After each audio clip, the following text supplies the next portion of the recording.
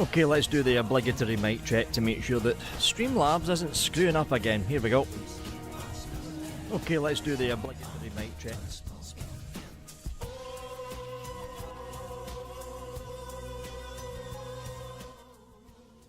Yeah, that would have fed back a bit. Forgot to mute the stream because I'm an idiot. Yes.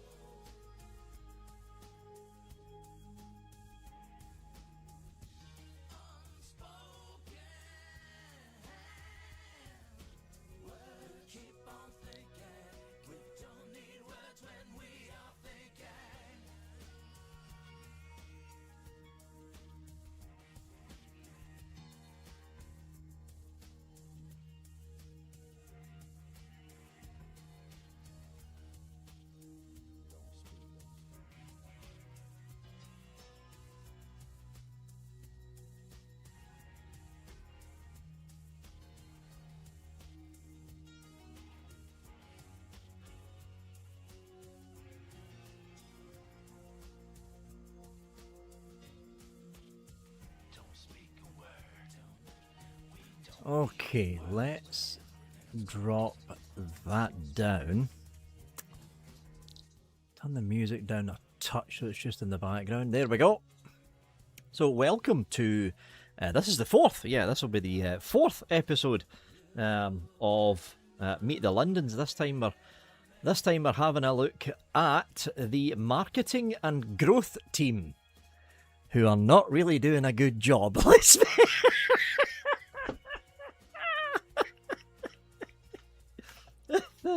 Let's be honest, folks, they're not really doing a good job because concurrency rates for Second Life has been on the decline for 4 years now?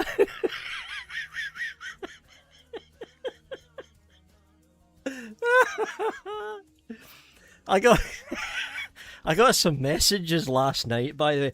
I can be a sarcastic git on these streams, right? I can, because, hey, I don't work for Linden Lab, and this is my channel. Simple as that. Some of the things that the lab says, they need to get new PR people in place. They do. They need to get new PR people in place. Because, wow, I'm getting loads of messages. Oh, it's the Firestorm crowd. Hold on, let's end that. Who's this? It's Firestorm again. Who's that? It's Second Life Birthday. There we go. Why is that actually dinging? It shouldn't be. That's odd. Anyway, yeah, some of the some of the things that I've been saying, it's made people say, well, why are you saying that? Well, I'm speaking the truth. That's the thing. I'm speaking the truth. Like, for instance, the live stream that was on yesterday to do with the engineering team. Some of the things that they were saying about Vulcan was specifically not true. Just flat out wasn't true. And somebody's got to call them out on this. Somebody has to call them out on this. But I guess that person's me. Because I've noticed. I've not anyone seen like the Firestorm login screen. You've got those little boxes at the very top, and one of the sections is the Linden Lab blog. So Linden Lab put out little posts now and again, highlighting like YouTubers and highlighting bloggers. They never highlight me. They've never highlighted me, and I've got over 1,000 subscribers on this channel now. Double the amount of subscribers that half of the people that they're highlighting on their blog have, but they never touch me because I've got a nasty tendency of speaking the truth, and it's the truth that they don't like to hear. They just don't like to hear it. That's the way I decided. That's the way I decided to go down. That's the road I decided to go down when it came to this channel. Because I mean, originally I could have towed the line, been all nicey nice and says, yes, Linden Lab can do no wrong. Second Life is wonderful. Linden Lab do wrong all the time, and Second Life is not wonderful. If it was, concurrency ratings would not be going down, marketing would not be having problems, and the platform would be up to date. There, I said it.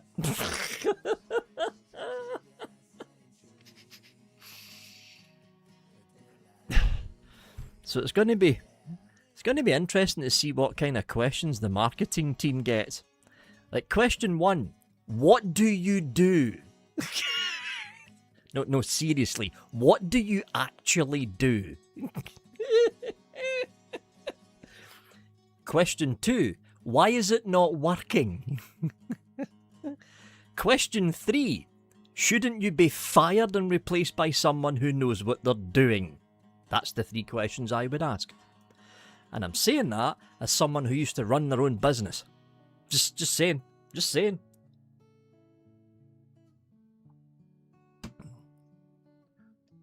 Name one platform where you can do the same as an SL. Residents should be more positive that it's still around. Name one platform that you can do the same as an SL. I can name 2. Roblox and Minecraft. There, I've named 2. Okay, not to the extent that you can with Second Life, but the idea is still the same, especially in Roblox. Although it's for kids, you can still manage uploaded your own content. Another classic example is IMVU. Okay, IMVU's had its problems. It's been mismanaged horribly by the company that runs IMVU, but you can still upload your own content to IMVU.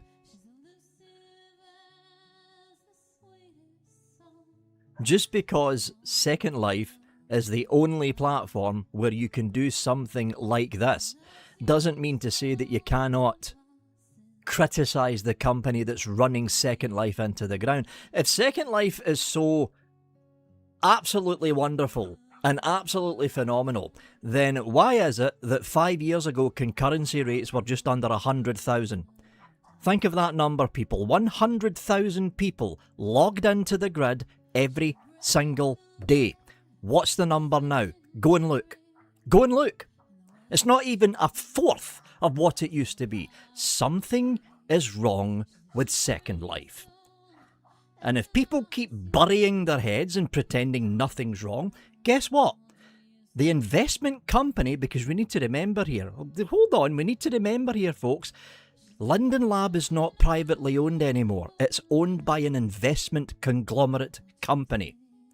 Brett might go up on stage and act all friendly, which he does. Got to admit, he's a nice friendly person. Haven't spoken to him personally, but he runs an investment company. What do you think happens when investment companies don't get a return of investment? What do you think happens when investment companies don't get an ROI? They break up what they've bought and sell off the profitable parts. And that's what's going to happen to Second Life. Simple as that. Why do you think they're pushing for more money? Why do you think they altered the entire premium subscription system to the point that more and more people are complaining that they're having to spend more and more money? Because they're trying to milk the dead cow. They're trying to get more money in so the investment partners who are part of the investment company that invested in Linden Lab see some kind of return of investment. This was going to happen. The same thing happened to Star Trek Online. And the same thing happened to numerous other games like Star Trek Online that had investment portfolios and investment companies invest hundreds of millions of dollars into them. They need that money to be returned, plus interest. How long ago was it that Brett and co took over Linden Lab? It was years ago. Their investors are going to be asking, well, where's the return of investment? Where is it? Because we're not seeing it. We're not seeing it. This is why you're seeing, this is why you're starting to see a very concise shift in the mentality of Linden Lab to actually try and extract more money out of the Second Life residents. This is why you're starting to see it. It's got nothing to do with the lab itself. It's got nothing to do with him, nothing to do with Philip Rosedale, nothing to do with the wonderful people like Wendy. the wonderful people like Abner Mole. They probably didn't even want the premium membership tiers and pricing to shift around the way it did. This is all down to the investment company that invested hundreds of millions of dollars into Linden Lab as an investment opportunity. But when you're an investment company investing tens or hundreds of millions of dollars into another company, you want the return of investment. And I don't think they're getting it. There we go. I don't think they're getting it. Again, you've got to ask the tough questions. Like tough question number 1, which I didn't want to ask, and I didn't actually ask it, but here's the thing. I'm formerly part of the games industry. I was a dev for OpenGL from 2010 to 2016. I stopped working in OpenGL when it hit 4.17. That's when I left. I was also a part of the Activision team. On the social media side, I wasn't actually a game dev for Activision. I was on the social side of it. I ran their forums and all that kind of stuff. But I am still a member of a lot of the larger gaming newsletters. Why is there now rumours circulating? And it's been circulating for the past 3 or 4 months now, that certain individuals within the investment firms that invested in Linden Labs wants to sell Linden Lab. Why they want to sell Linden Lab? You don't sell something unless you're not making any money from it. Why they want to sell Linden Lab? And more importantly, who would buy it? There's another question people should ask. Yeah. It's all well and good looking through rose-tinted glasses and saying nothing's like Second Life. That is true. Nothing is like Second Life, well, apart from OpenSim, but that crashes all the time and I can't be arsed with it. But nothing out there is like Second Life. And you would think that the company running Second Life would actually invest more time and effort into updating the platform itself to bring it closer into the modern technological code base that Vulkan offers in 2026. Instead, they are stuck in a code base that died in 2017. They've had almost a decade, people, to upgrade it, and they haven't. They haven't. These are the questions that should be asked. They should be. Is it going to win me any favours in Linden Lab? No. But somebody's got to ask them. Somebody has to. Oh God, yeah. But the problem I've got with OpenSim, Fouter, is I can't run it. And I'm using Firestorm to actually log into some of the OpenSim regions. It just crashes. I'll look at something. Oh, just nudge the mic. Why don't you, Vic? I'll look at something. Crash. I turn around and run. Crash. I just gave up. I just gave up.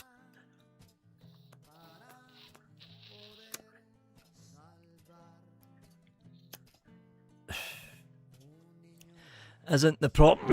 excuse me for the cough.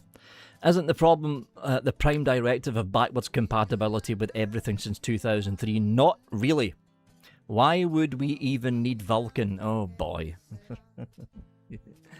Jara, obviously you haven't watched any of the previous videos. Okay, there's a company called Nvidia. Nvidia is the company that probably made the graphics card that's running in your laptop or your desktop PC. There is rumours circulating that will probably turn out to be true by the end of this year, beginning of 2027. Nvidia is going to depreciate the code of OpenGL in any future Nvidia graphics card driver release. Now, for the short term, that doesn't mean a thing to anybody.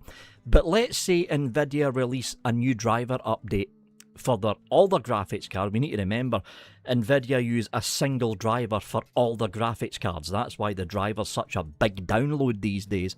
But let's say Nvidia do a new driver update for all of their graphics cards midway through next year, 2027. And that driver update is to fix a problem with the Unity game engine or the Unreal game engine.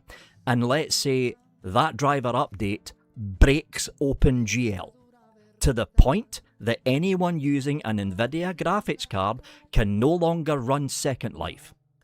What can Linden Lab do? Nothing. Because NVIDIA's already said, hey, we've given you a warning. We're depreciating the codebase for OpenGL. Why? Because OpenGL stopped being developed in 2017 and is full of security holes that no one's fixing. That's why we're depreciating it. Apple's already announced they're doing the same thing as well. Go and take a look at the Apple tech blogs. They already announced at the beginning of this year that probably sometime in 2027, any future Apple graphics card or graphical driver update will no longer have updates for the OpenGL platform. They're also depreciating it. There's only one company left that has not said a thing about depreciating OpenGL API calls, and that's AMD. But AMD only has 9% of the market. NVIDIA has over 90% of the market. 90% of the market, which means, roughly speaking, 90% of the people that you see in Second Life, they're using an NVIDIA graphics card. With the depreciation of the OpenGL calls that will probably happen at the end of this year, beginning of next, could you imagine if 90% of the grid suddenly vanished? Because that could happen. It technically could happen. That's why they need to upgrade to Vulkan. And they need to do it now. Literally, right now. At least the core structure of OpenGL needs to be stripped out, and some kind of framework for Vulkan needs to be shoved in its place.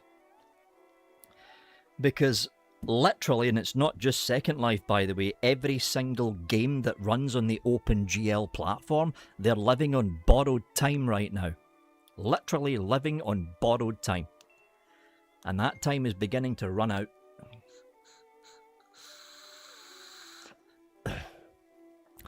Well, I mean, see, I was thinking that as well, Jara.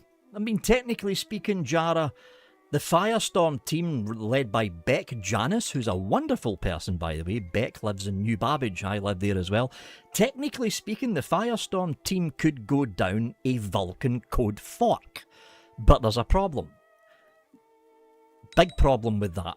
If they go down a Vulkan code fork, they would no longer be a verified third-party viewer, because they're now no longer using the OpenGL codebase platform that the vanilla viewer from Linden Lab themselves are using. So they're basically stuck between a rock and a hard place. They could technically jump into the Vulkan codebase right now. And I bet Beck Janis actually wants to do it right now, but they can't because they've got to stick to the OpenGL platform that Linden Lab are currently using. That's the big problem. That's the massive problem. I need to... Hold on, it's the interface. You're an idiot, Vic. Why did you not mute the interface? There we go. Sorry about the dings, people. I get a lot of messages. Usually from DJ groups that I'm a member of. Okay, let's shut down Frank's and let's bring this up. No, not that one. That one. Ta-da! Opening with the cute fox, because hey, why not?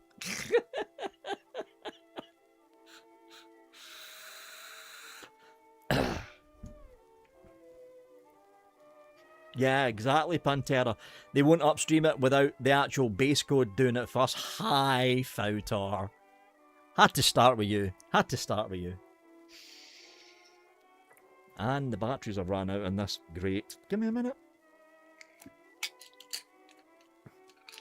It is currently 26 degrees Celsius here, and it's 9 o'clock in the evening. I am sitting here melting. If you're hearing a lot of fan noise, that's because I've got a lot of fans on right now. Right, let's drag out some batteries. Here we go.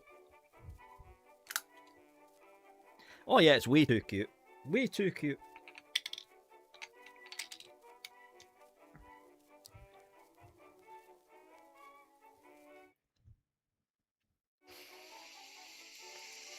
That's better.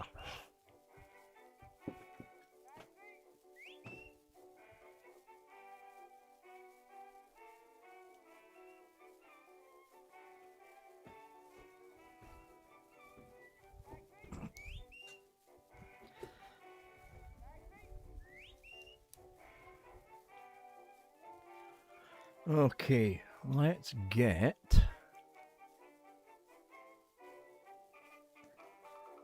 Go for a quick blue name check and see who's around, shall we? 21, so it's warmer here than it is in Portugal right now. That is crazy. It's currently 26 Celsius here. We've got Moonstruck Mole. There's Moonstruck. We've got Caramel, or Caramel. We've got Brie, still wearing the placard. Anyone up in the expensive seats? Any blue names? Any blue names up here? Nope. We've got Errol Flynn. Isn't that where the quandaries usually go? Oh no, yeah, not the quandaries, the republics. The republics are there. What avatar has KN got on this time? Let's have a look. That's a nice hat. Oh, it's a cake hat. Look at that. KN's got a cake hat. Alright, so CT1EIC, you're Errol. So there's CT1EIC. Nice pirate outfit. Oh, and you've got the belly stamp thing there. There's the belly stamp thing, which I never got into. Never got into that. There's Ken Republican Chill. Any other blue names? We've got Izzy Linden with the stoned kitten. Come on, you can't tell me that kitten's not on something. Look at the state of those eyes. Look at those eyes. Who else have we got here? I think that's it for the... Oh, no, wait a minute. There's one up there. It's Wendy. There's Wendy hiding up in the expensive seats. Let's have a peek behind the curtain. Who's that? Christy. Let's have a peek behind the curtain, see who's back here.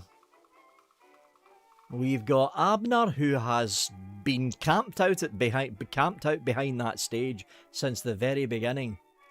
We've got Brett. There's Brett.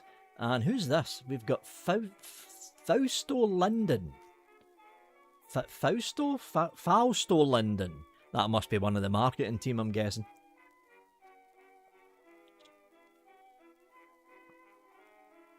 How many are we going to have on the panel? Oh, I missed one. We've got Missy. There's Missy. Didn't even notice Missy was up on the stage. So there's Missy. She might be doing the interview, by the way, by the looks of it. We've only got 2 chairs. Why is there only 2 chairs? There's only 2 people working at marketing? 2? For a company the size of Linden Lab? Should be at least half a dozen.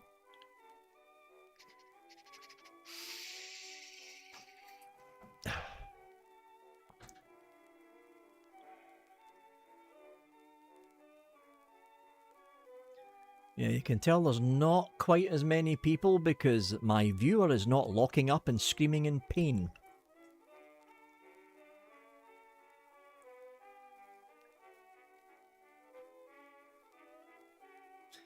Let's have a quick look down below, shall we? Hold on. What's going on down here? Yeah, it could be the people up at the could be the people at the top end. Ah, right, it's all the people at the kiosk. Yeah, it's all the people at the kiosk for the 1 million Linden thing that they're doing.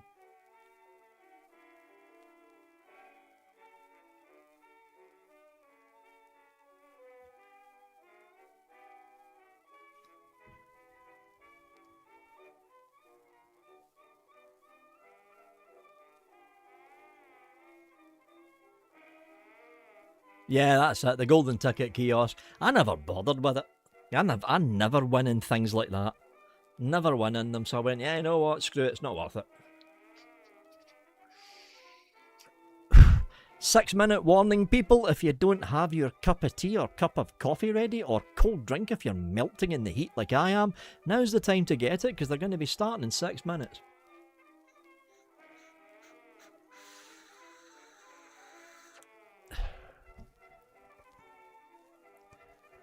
True, can't win if you don't enter, but I mean, I've never won in anything like that.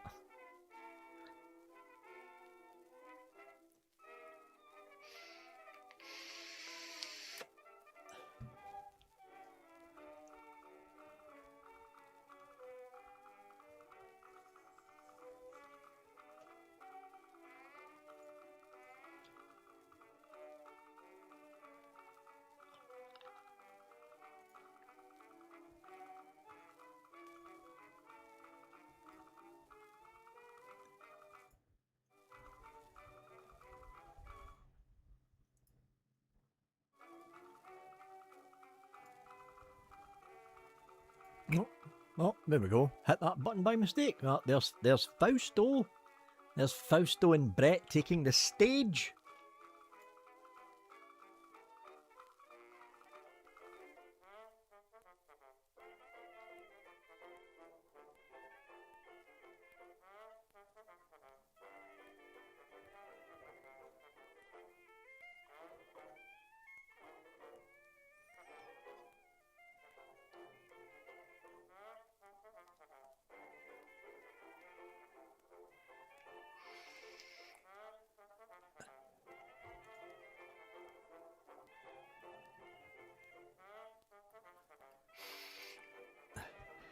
Wow, the Tego group's really busy today. Let's close you and you. There we go. That's better.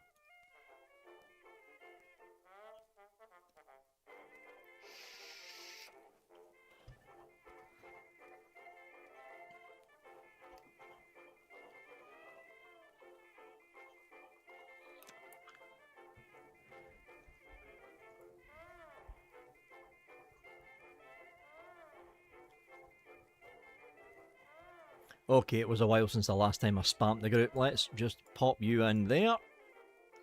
No, I don't need to shout because that's a group, Vic, you fool. Marketing growth team starting now. Well, just get rid of you. Copy you. That'll do.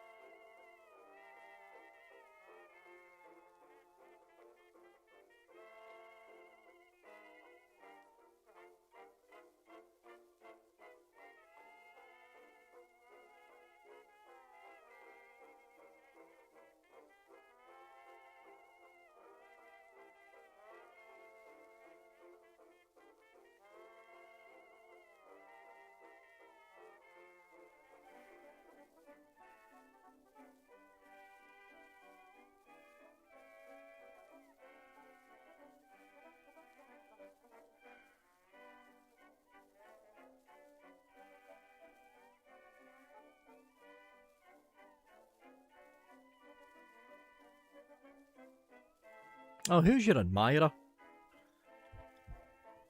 Oh, why did that pop up? Let's have a look.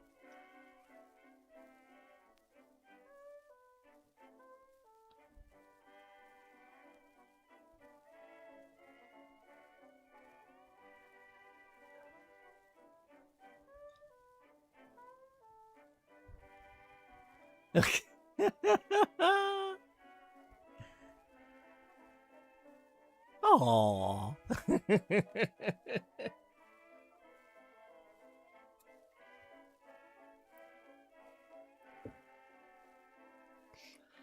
Although for some reason Kits has kind of got a shocked expression on their face. That kind of shocked expression. Oh! Very pointy teeth as well.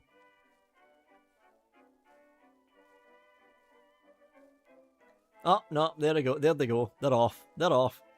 You're all by yourself again.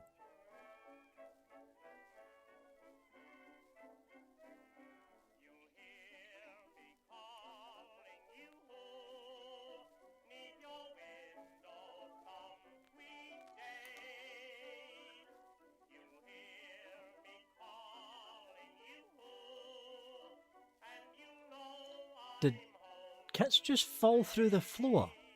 Oh no, they must have teleported out.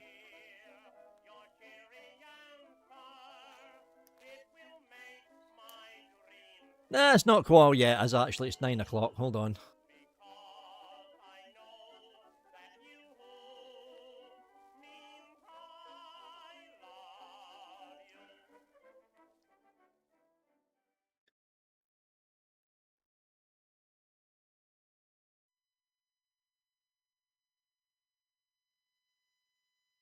Hello, everybody.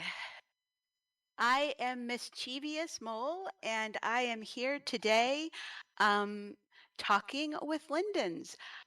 I am going to be talking with Fausto and Brett Linden, but before we get started, I just want to take a minute to remind you about some things that are going on here at the birthday. If you haven't gotten involved with the golden ticket giveaway yet, I want to let you know that that is currently live and going on through July 14th. You can win up to 1 million Linden dollars. So what you need to do are find those golden ticket kiosks. There are 5 of them scattered across the estate, and you can click 1, 2, 3, 4, or 5 on a daily basis to enter for a chance to win up to 1 million Linden dollars. I will also tell you that they aren't always in the same place. At least kiosk number 5 sometimes jumps around, so just be aware of that. Today, um, the Meet the Linden series is the 4th out of 5 that we will be doing this week. We've already held sessions this week with SL founder Philip Rosedale and members of the product and engineering teams. If you missed any of these sessions, you can see recordings on our official YouTube channel at youtube.com/backslash Second Life. And today's session will also be shared shortly after today's event is completed. Also, just a reminder that tomorrow the SL Studios team with the moles will be here. All right, let's jump into today's Q&A. Like I said, we are joined by Brett Linden, who is the Vice President of Marketing, and Fausto Linden, who is the Senior Growth Marketing Manager, and relatively new to Linden Lab. So I want to give him a chance to introduce himself and let us know what he thinks of Second Life and what he thinks of his new job. Fausto. Hello, can you hear me? Hi, I'm Fausto. I'm fairly new to the Second Life team. I joined in August of last year. Um, I've spent my career helping startups and growth stage companies turn marketing into a competitive advantage. And I've worked at various different types of industries, from fintech to health tech to marketplace ads. And most relevant to Second Life, I worked at IMVU for several years, helping them grow. And I'm just really excited to be here and interact with the community and actually probably learn more than anything. So I really appreciate being here, and I can't wait to speak with you all. Thank you. Well, we are very excited for this opportunity to get to know you better. And before we went live, you were telling me that you really enjoy getting to explore Second Life and you make a point of getting in every day and looking around a little bit, and that's just fabulous. And I was pointing out to you that you look very good, and you had this story to tell me about how you got your outfit. Do you want to share that with everybody else? Sure, I could share. Yeah, so a couple of months ago, we were running several tests, and I was looking for different socialization destinations where people can socialize and such. And I was looking at our event schedule, and there was an event coming up that was like a formal gala. So I went to check it out before the event started, and it was empty because it was hours before the event. But one of the requirements was that you had to have formal attire, which at the time I didn't, or I think I had the welcome It pack looks like a attire, but Deadpool I outfit, is wasn't it? wearing at the time. a suit. So the good news was that uh, the good news is that when I got there, there was a HUD or an object that said, you know, you have to wear formal clothes, It's but if you don't have, AEC. click here and we'll give one to you. So I clicked it, and I got a whole suit. It fit my avatar, and it took me a couple minutes to figure out how to take everything off and put everything on, so I didn't have double clothing.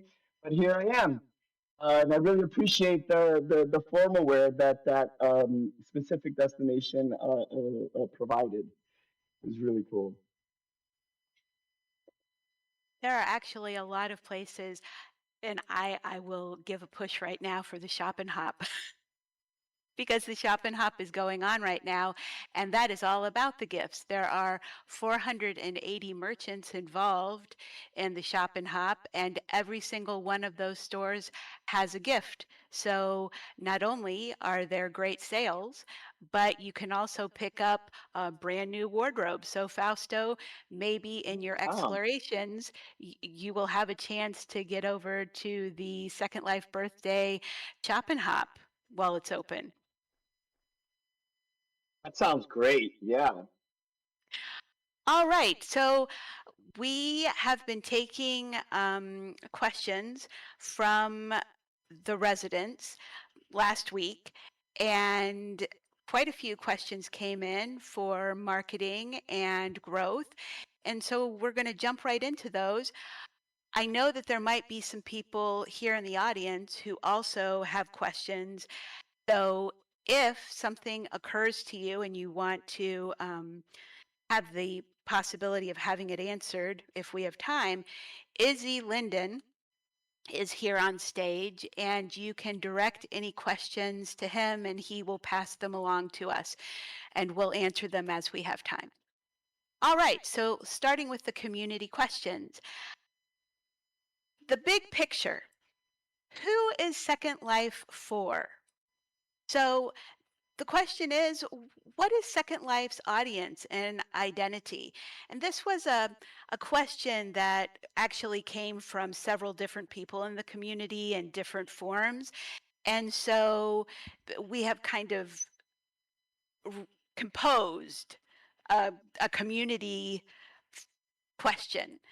Second Life serves many different audiences: socializers, creators, role players, educators, entrepreneurs, vis- vir- virtual world enthusiasts, and more.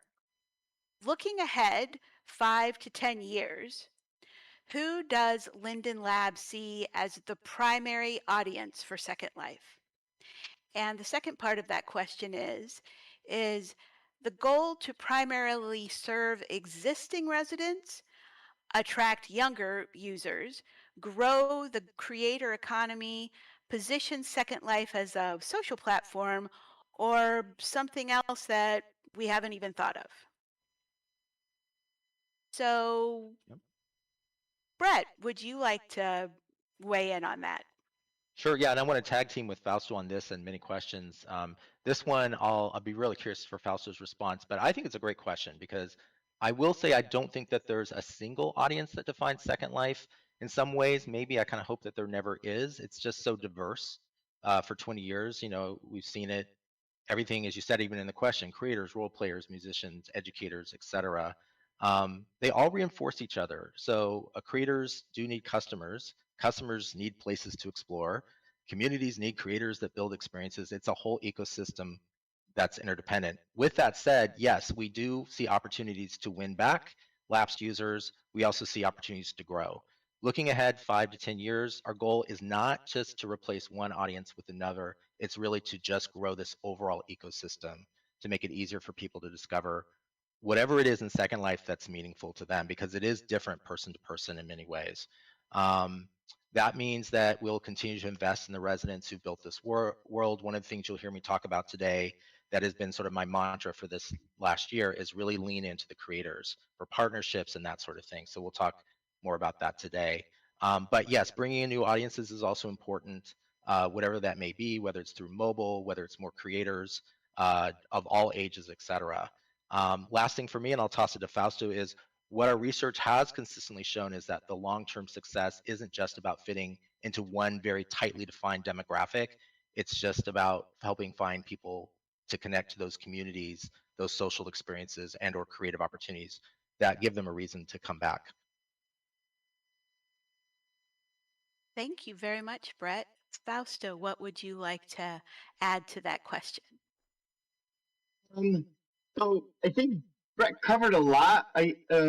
What I would say is Second Life is for any adult seeking deeper social connection, creativity, and self-expression. So Second Life provides a persistent virtual world where people can build communities, create identities, and participate in thriving economies and live an immersive experience alongside others. And so I think as we go into, how are we going to grow? Brett hit it right on the nail. Like, we're going to nurture our existing users, and then we're going to uh, do outreach for users who are looking for deeper social connection, creativity, and self-expression. Um, and so that's basically what we're going to be looking at. It gets more detailed as we go into the minutia, but on a high level, that's kind of who we want to bring in. But to answer the very first question, who is Second Life for? I think it's for everybody. And I think Second Life offers something for everyone. So it's just a matter of who we focus on and when.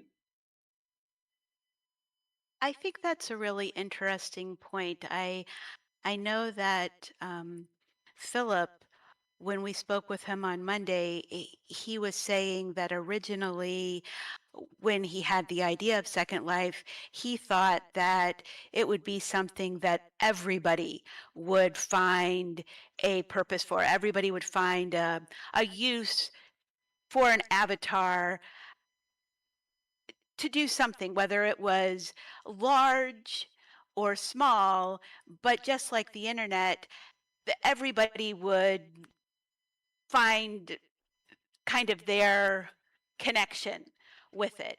And what he said was that he didn't really feel like that had manifested the way that he had imagined it would. So I guess my follow-up question to that is, if you think that Second Life potentially is for everyone, I mean, there are people in Second Life right now that obviously are very committed to Second Life. But for people that maybe haven't come across it yet, how do you how do you envision it being of value to everybody? Do you think it could ever be something like the internet that everybody could find a use for given time, like 5 or 10 years from now? Could we ever get to what Philip had originally envisioned for a virtual world? Either one of you, if either one Yeah. of you wants to say something about You that. want to go first, Fausto? Or I've got a response, You but go go ahead. first. Yeah, this is a tricky one because I think there's a lot of ways to look at it. And Philip has a very specific perspective as the founder of Second Life, and I think we heard that on Monday. Um, what I will say, having been now here as a resident for over 20 years and as a Linden for 19, is that it is true that Second Life is for everybody, but I also want to add the nuance to that, which is to say there's a specific kind of person that really resonates and connects with Second Life, that finds a utility in Second Life, a meaningful, way of engaging that is not just entertainment. Some people do just in passing use Second Life that way, but I think that many of us, if you're here, probably understand and know from personal experience that it is many times more than that. It is an extension of your identity. It is something where you have your tribe, your community, your family. Those things are very deep and meaningful for people. And on a personal note, finding opportunities to bring Second Life to the attention of folks who need something like Second Life in their life, because maybe there's something in their physical world where they have limitations. And so Second Life fulfills that aspect of them. There's a lot of reasons why people may have cultural issues or limitations that prevent them from expressing their true identity in the physical form. And so Second Life really serves a purpose for them. So this is not just marketing speak, this is just very deeply, from my heart, saying how important it is for us to really make sure that we do right by people that have not yet discovered Second Life and that will benefit from it, that will improve their life. So that's the challenge for us. I know Fausto is, really got great experience. He also similarly with IMVU, but there's a specialness about Second Life that I just don't want to see lost in whatever we do. I agree with that 100%. Fausto, did you want to add something here? I mean, I know that I just kind of got this question out of nowhere, so. But do you have something to add about that, or?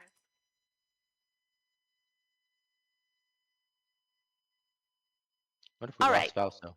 Yeah, we might have lost him. Hey, can I comment while we try to get Fausto back? So just looking sure. at chat, I'll just say somebody's talking about the advertising. I think we're going to get into the advertising, and I'm really excited for Fausto to weigh in on it when we get to it, that we've leaned into community-created ads.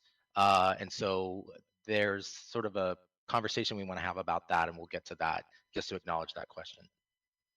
Yes, we have a lot of questions from the community, and we are in the first 16 minutes of this talk. So Oh, he's give us back. a Yay. little bit of Can you hear time. me? Hi, Welcome Fausto. back. I lost a little connection. Yeah. Well, we're glad to have you back. I have a question just for you since you're back about target demographics. When the marketing team develops campaigns and advertising, who are the primary audiences you're trying to reach today?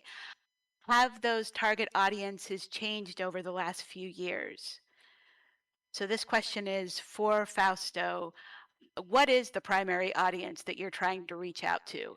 So the primary audience is, if I go into demographics, it's Fausto adults plugged a new 25 mic to in. 55 plus, value things like community, identity expression, creativity, role play, social connection, and digital lifestyles. Um, and the way we target people is often based on the creative we make. So the way we target a person who's looking for community is we express the wonderful communities and groups that exist in Second Life. When we're trying to target people who are looking for identity and expression, we create videos that show how much you can express your truest self, and so on. And so those are some of the segments that we're looking into, and I don't know if they've changed in the past, but I do know what we're moving as we move forward, we are going to look at various different subsets and niche markets to see if we can acquire users that'll stick based on some of those niche kind of experiences for yeah. Sorry. So it sounds like you're really trying to meet people where they are. So if they're very interested in uh, creation Yeah, and having a community that they can create with and add to, then that's how you're going to approach them. As opposed to someone who is more interested in like socialization and music approach to, exactly. yeah. Exactly. And we're looking into other subsegments like anime, fantasy, furry, gore, goth, sci-fi, because there's so many thriving communities in Second Life, and they just need to be discovered by people and with like-minded interests. So that's kind of how we're looking into targeting, and that's a short list because we have a slightly bigger list, but Yeah, there are a lot of communities, and just being able to even make a list of them for people in Second Life can take a bit of a work and exploration, definitely. So if the primary audience right now that you're really kind of focused on is 25 to 55 plus, the, how are you um, thinking that you might be able to introduce Second Life to younger generations? Because younger audiences, they like to spend time on like Roblox and 5M, VR chat, IMVU, Discord based communities. Do you think there's a chance for us to introduce them to Second Life without making Second Life different than what we have that makes it unique? Do you have ideas about that? Yeah, I mean, we see our competitors as huge opportunities because those users are already into some type of 3D world, some type of avatar lifestyle. And we've tested competitor campaigns targeting users from VR Chat, IMVU, and The Sims with really encouraging results. For that effort, we positioned Second Life as the 3D world with the best avatars. Um, and we also think that there's a huge opportunity with Roblox. Uh, at some point, we'll create campaigns targeting ex Roblox users to graduate from Roblox to Second Life as like the most natural kind of next step. Um, and I think the younger audience, though the attention span can sometimes be really short. I think we definitely have an opportunity with the younger audience, and we'll continue investigating how to bring them in and how to keep them in. But for now, like I mentioned earlier, our primary audience tends to be 25 and up. Well, the great thing about younger audiences is eventually they They'll reach become 25 and up. 25. Right. So, um, we're going to move on to a new topic, growth strategy and user acquisition. And the question, the over reaching question here is, how does Linden Lab grow Second Life? How does it envision growing Second Life? And Yeah, more that's an easy one to specifically, answer. It when you doesn't. look at growth today, where do you see the greatest opportunities? Is it with former residents returning or entirely new users discovering Second Life for the first time? Is it creator-driven growth, mobile users, international markets, or something else? I think probably both of you have something to say about this, so why don't we start with you, Fausto? Sure. Thank you. Love the question. So, in my opinion, growth will have a combination of new user outreach, existing user engagement, and winning back of lapsed users, almost with equal importance, right?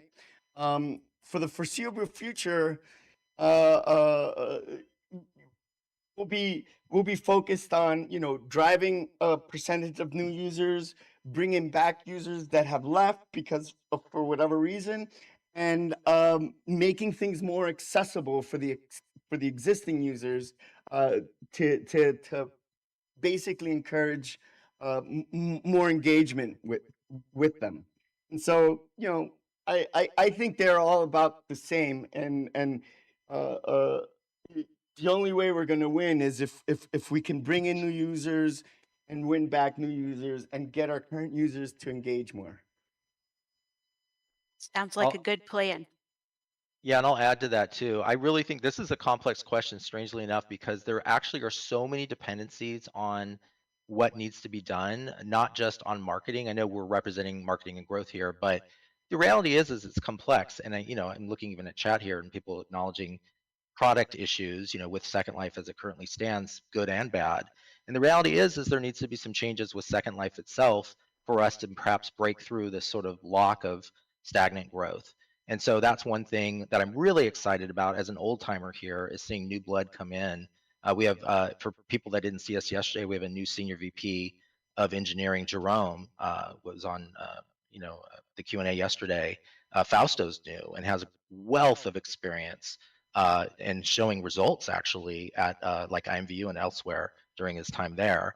So I love that we have the old time knowledge like myself, but also the newcomers that are here working hand in hand, and we're learning from each other as well.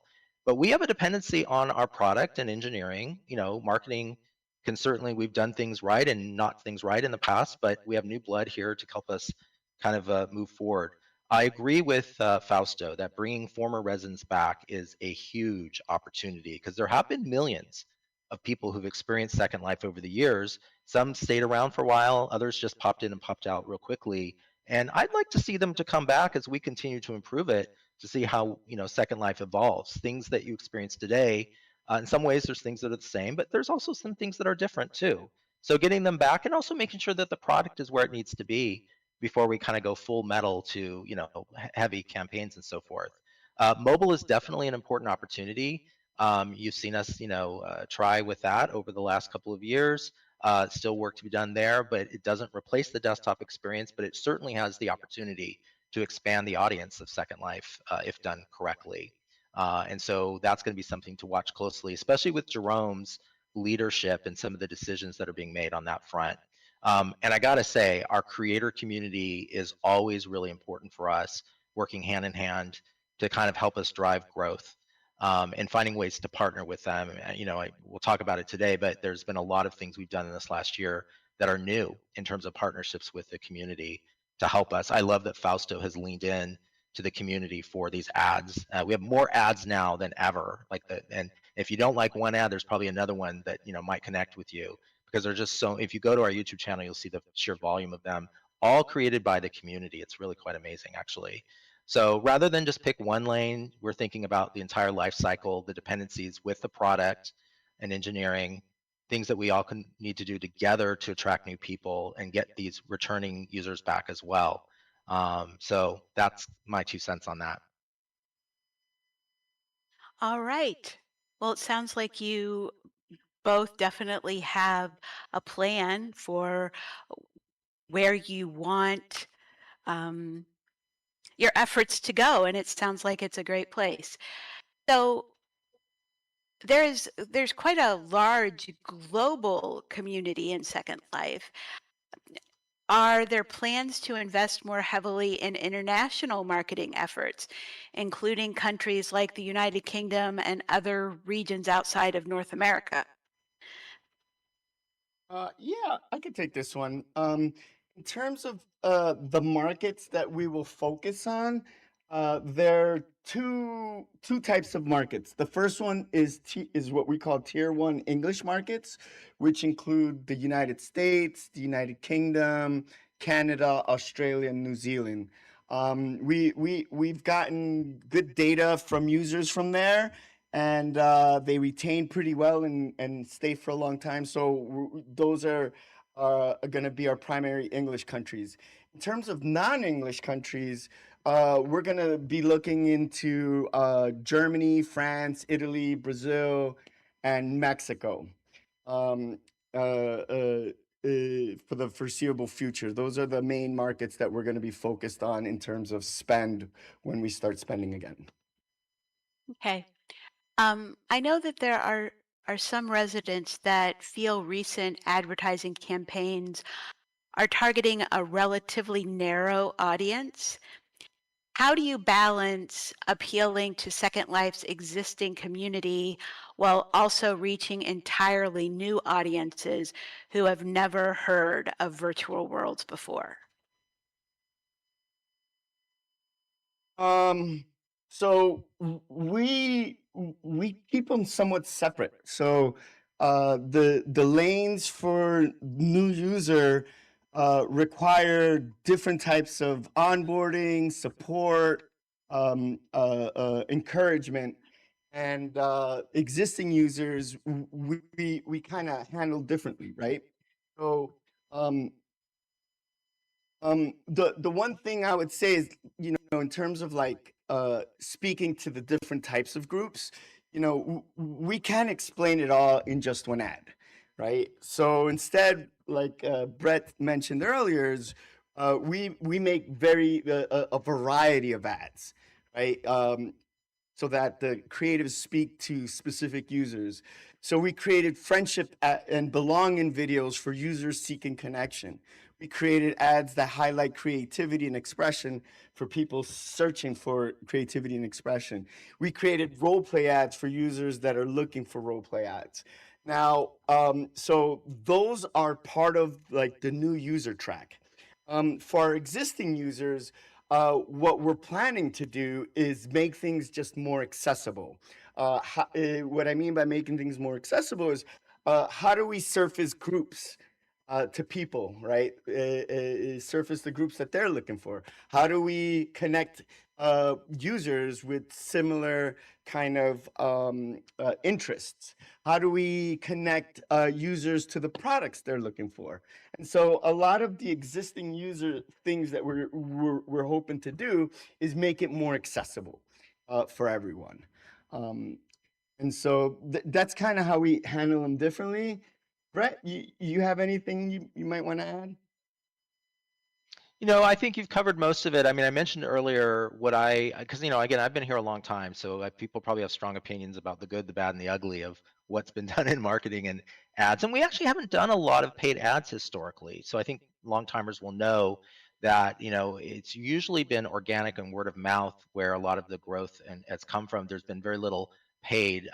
In and out over the years, there's been spurts of it. It's really great to see us opening up the wallets or purse again to actually start experimenting and testing. And I know you got pretty, rich experience in that space. I also really like the fact that, again, that we're leaning into the community. We had a lot of feedback on some previous ads, like, hey, you should turn more to the community for those. And you've actually implemented that, which I really, really like. And I think it's fair for people to weigh in, as I'm seeing in chat, like, I don't like this ad or that. Fair enough. With so many ads that are out there, some are going to hit the mark in ways that others don't. But what is great is it's authentically capturing the community's voice because they are actually collaborating with us, in many cases, leading the creative on it. So I really, really appreciate that that's happening, and we'll continue to look at the data on which ones convert, and meaning that they're successful in actually bringing in and keeping new users. Some will perform better than others, obviously. We're learning a lot, but we're also moving quickly, which I think is really important. I've been here long enough where I can say that there's been times where we've had a paid ad or whatever that's taken a very, very, very long time to put together, and now we're able to iterate much more quicker and go. And yeah, I'll leave it at that. But I'm happy to see our age of experimentation and seeing what gets results.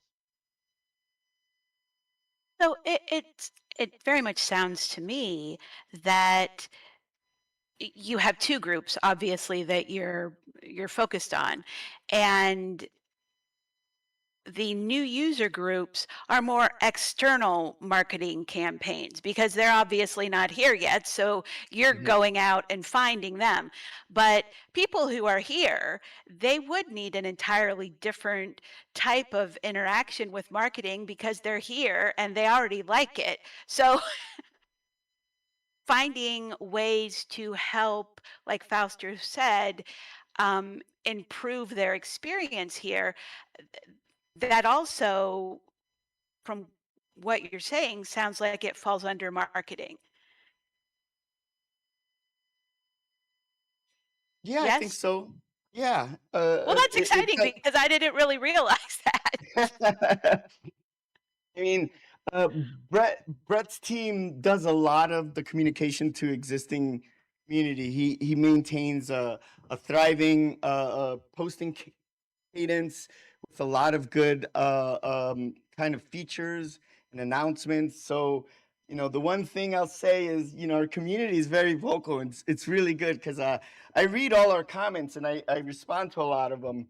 And it's always refreshing to hear suggestions and ideas and what the community feels. Can I just add Well, one last comment too, which it's great to get feedback. Obviously, sometimes it's good, sometimes it isn't. One thing that I will say that I think you're seeing in action is when people say, "I don't like this ad," or "You should do this or do that." If you're a machinima artist or have some creative talents, step up and show us. Like, let's take a look at that because I know that in many cases, the ads that are created right now happened because someone who raised their hand and basically said, "Hey, I've got an idea." So I think that's something for people to think about is if you've got a connection to that part of the community or you are a machinima artist, there might be an opportunity for you to kind of participate. So something to think about as we continue these experiments.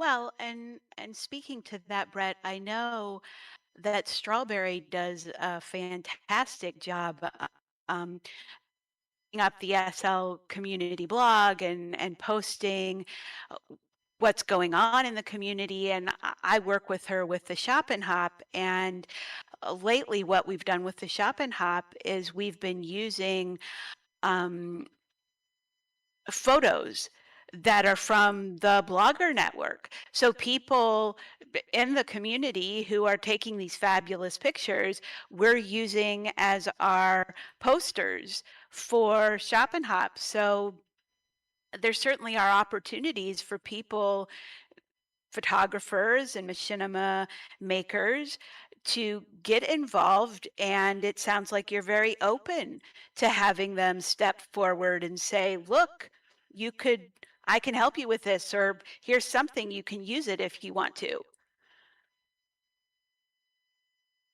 But that is exactly what we're saying. Yeah, I think if people have ideas or want to show us their work, please reach out. Fausto, I don't know if you have a preference on how that's done. I mean, I can throw out the general editor@lindenlab.com email, which is one that gets to me and Strawberry, but we'll make sure that Fausto sees it as well. Yeah, the best way is to contact Strawberry, go through the way that Brett just mentioned, because Strawberry is vital in identifying creators to work with. So if you have an interest to help us with creative, make videos and such, go through what Brett just said. Was that community at Second Life? Actually, editor at Editor. editor@lindenlab.com would Sorry, be the editor at preference one. Linden Lab. Yeah. All right, so for everybody there in the audience listening to the stream, you now have a way to share your ideas.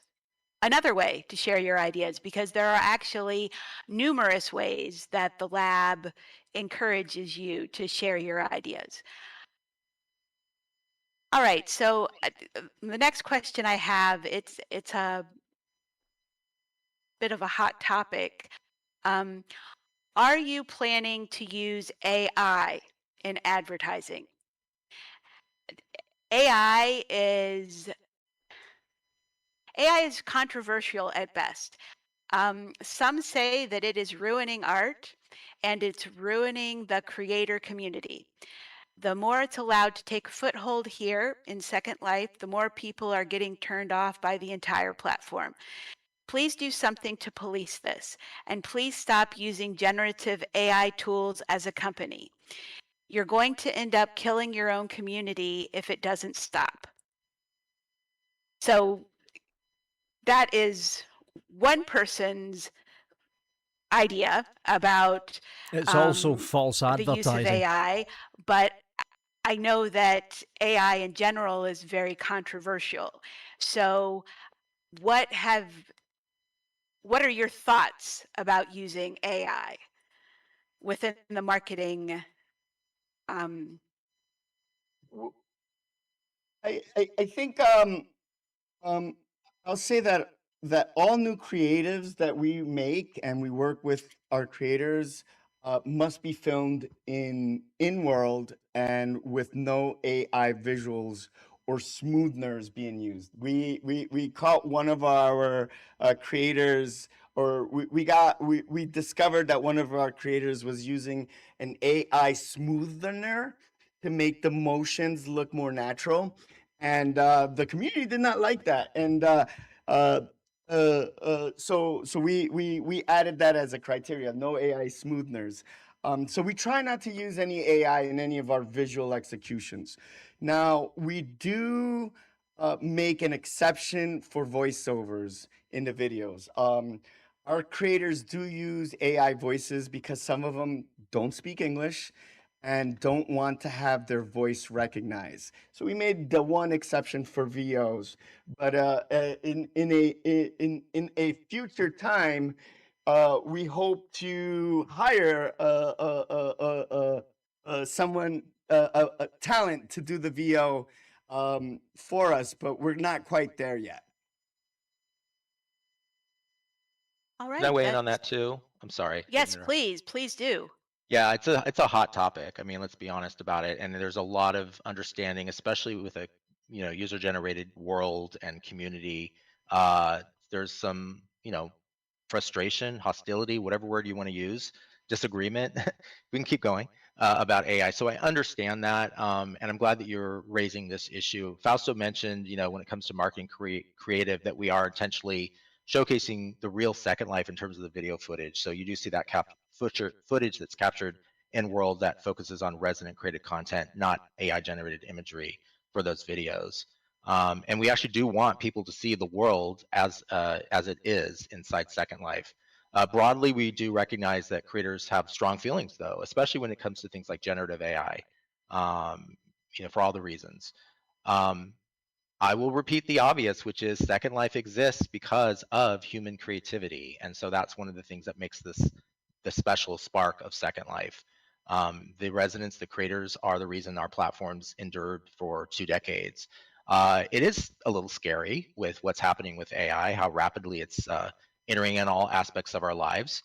I would consider myself personally as somebody who's kind of neutral to the topic of AI in general, meaning that in some cases there's some uses where it can be very efficient, but in ads and for Second Life specifically, it's really important that we celebrate the human created component of Second Life, which is quite special.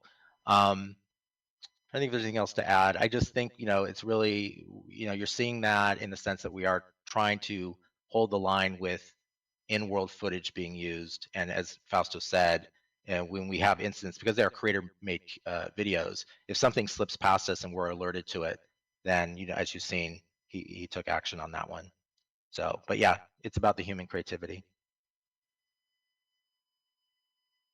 Well, I feel very reassured by that. I think that you're right. I think that Second Life is created by humans, and it sounds to me like you want to be very authentic in that.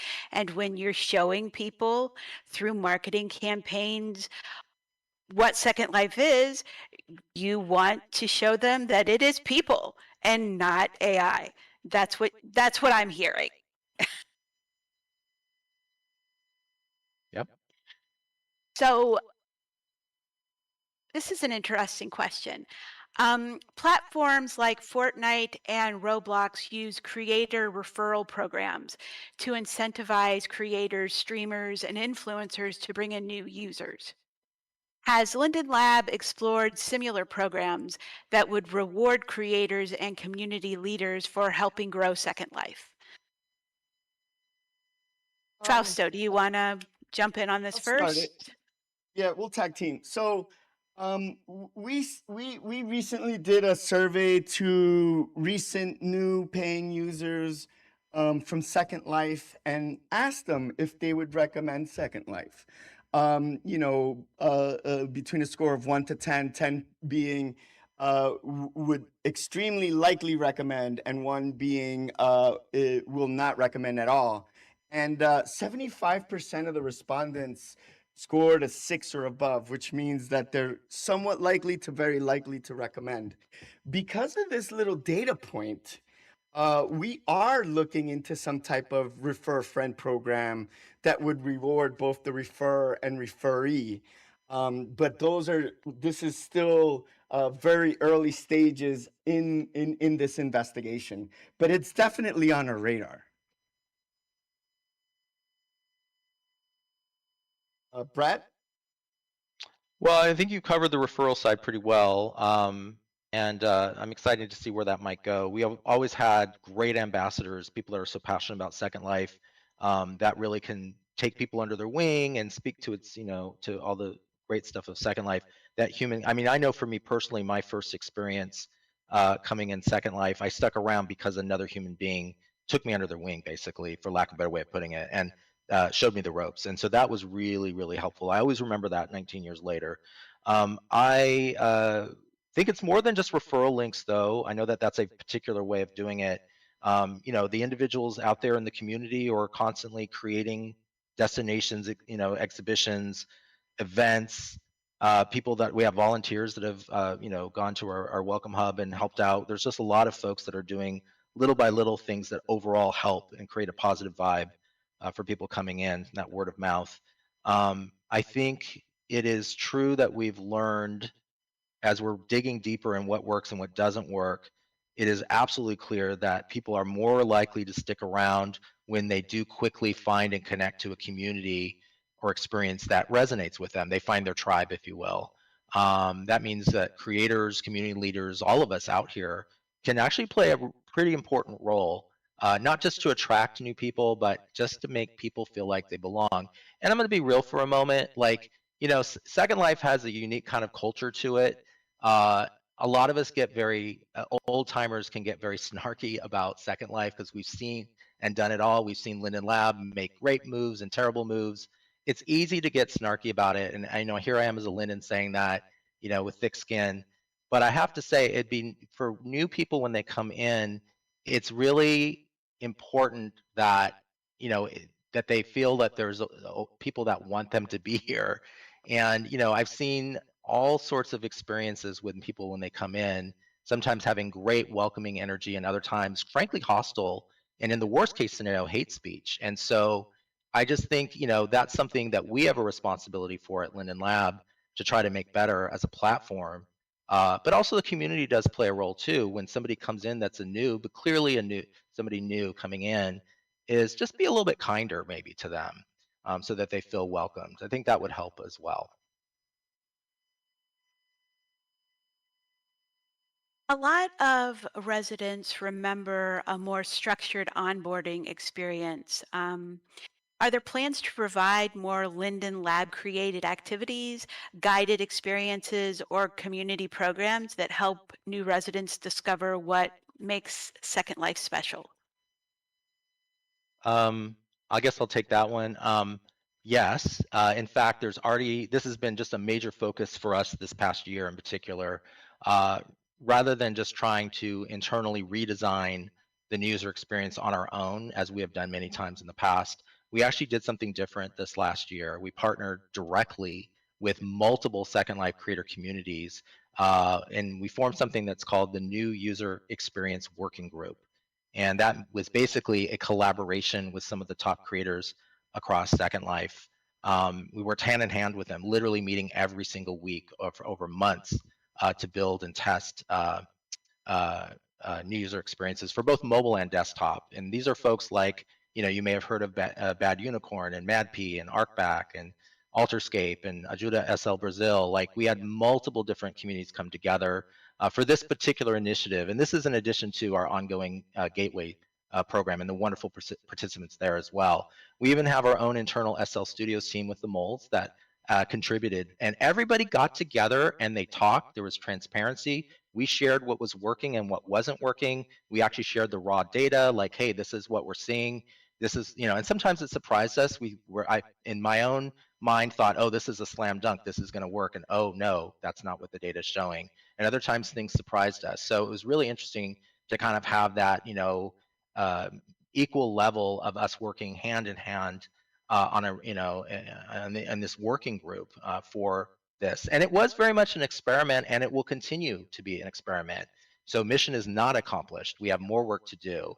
So I think going forward, you're going to see a lot more of that approach, this idea of working hand in hand with the community who knows Second Life very, very well because you're in it every day, and you know it as well as Lindens, honestly. And so it's not something, user experience isn't something that's just done and finished. There's more work to be done. There's more improvement to be had. And so we're going to continue to iterate on those partnerships and new ones that will come in to help us bring in welcoming communities for Second Life. So our goal is not just to teach someone how to use, say, for example, the viewer. It's more nuanced than that. There's a lot of getting people connected and understanding, why Second Life is meaningful for them and making them, as I said earlier, feel welcomed to the places, people, and experiences that make Second Life, frankly, worth coming back to.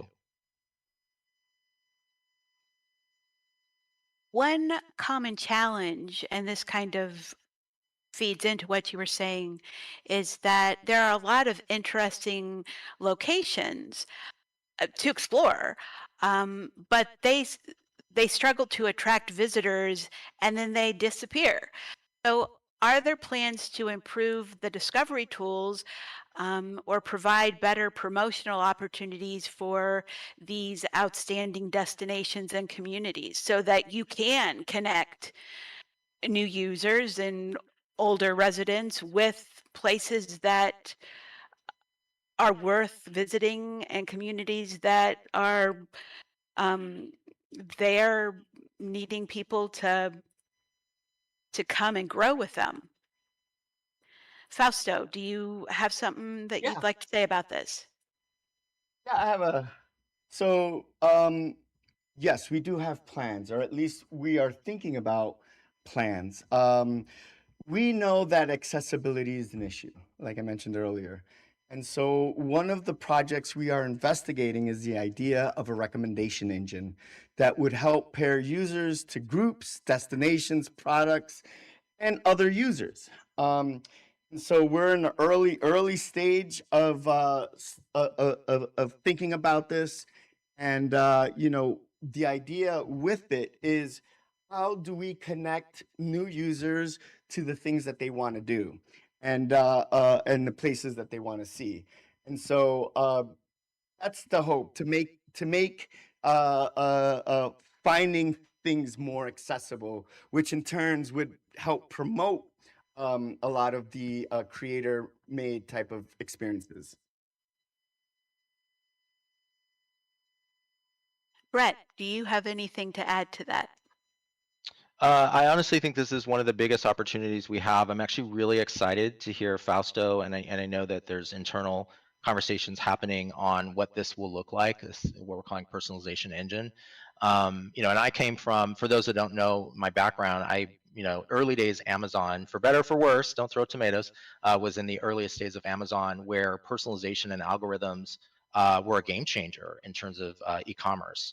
And there's good and bad in that. It's certainly, you can think about large data sets where you see patterns of people that like this might also like that, et cetera, et cetera. And it can be very, very effective. I think we have a special responsibility in Second Life to do that the right way if we do it.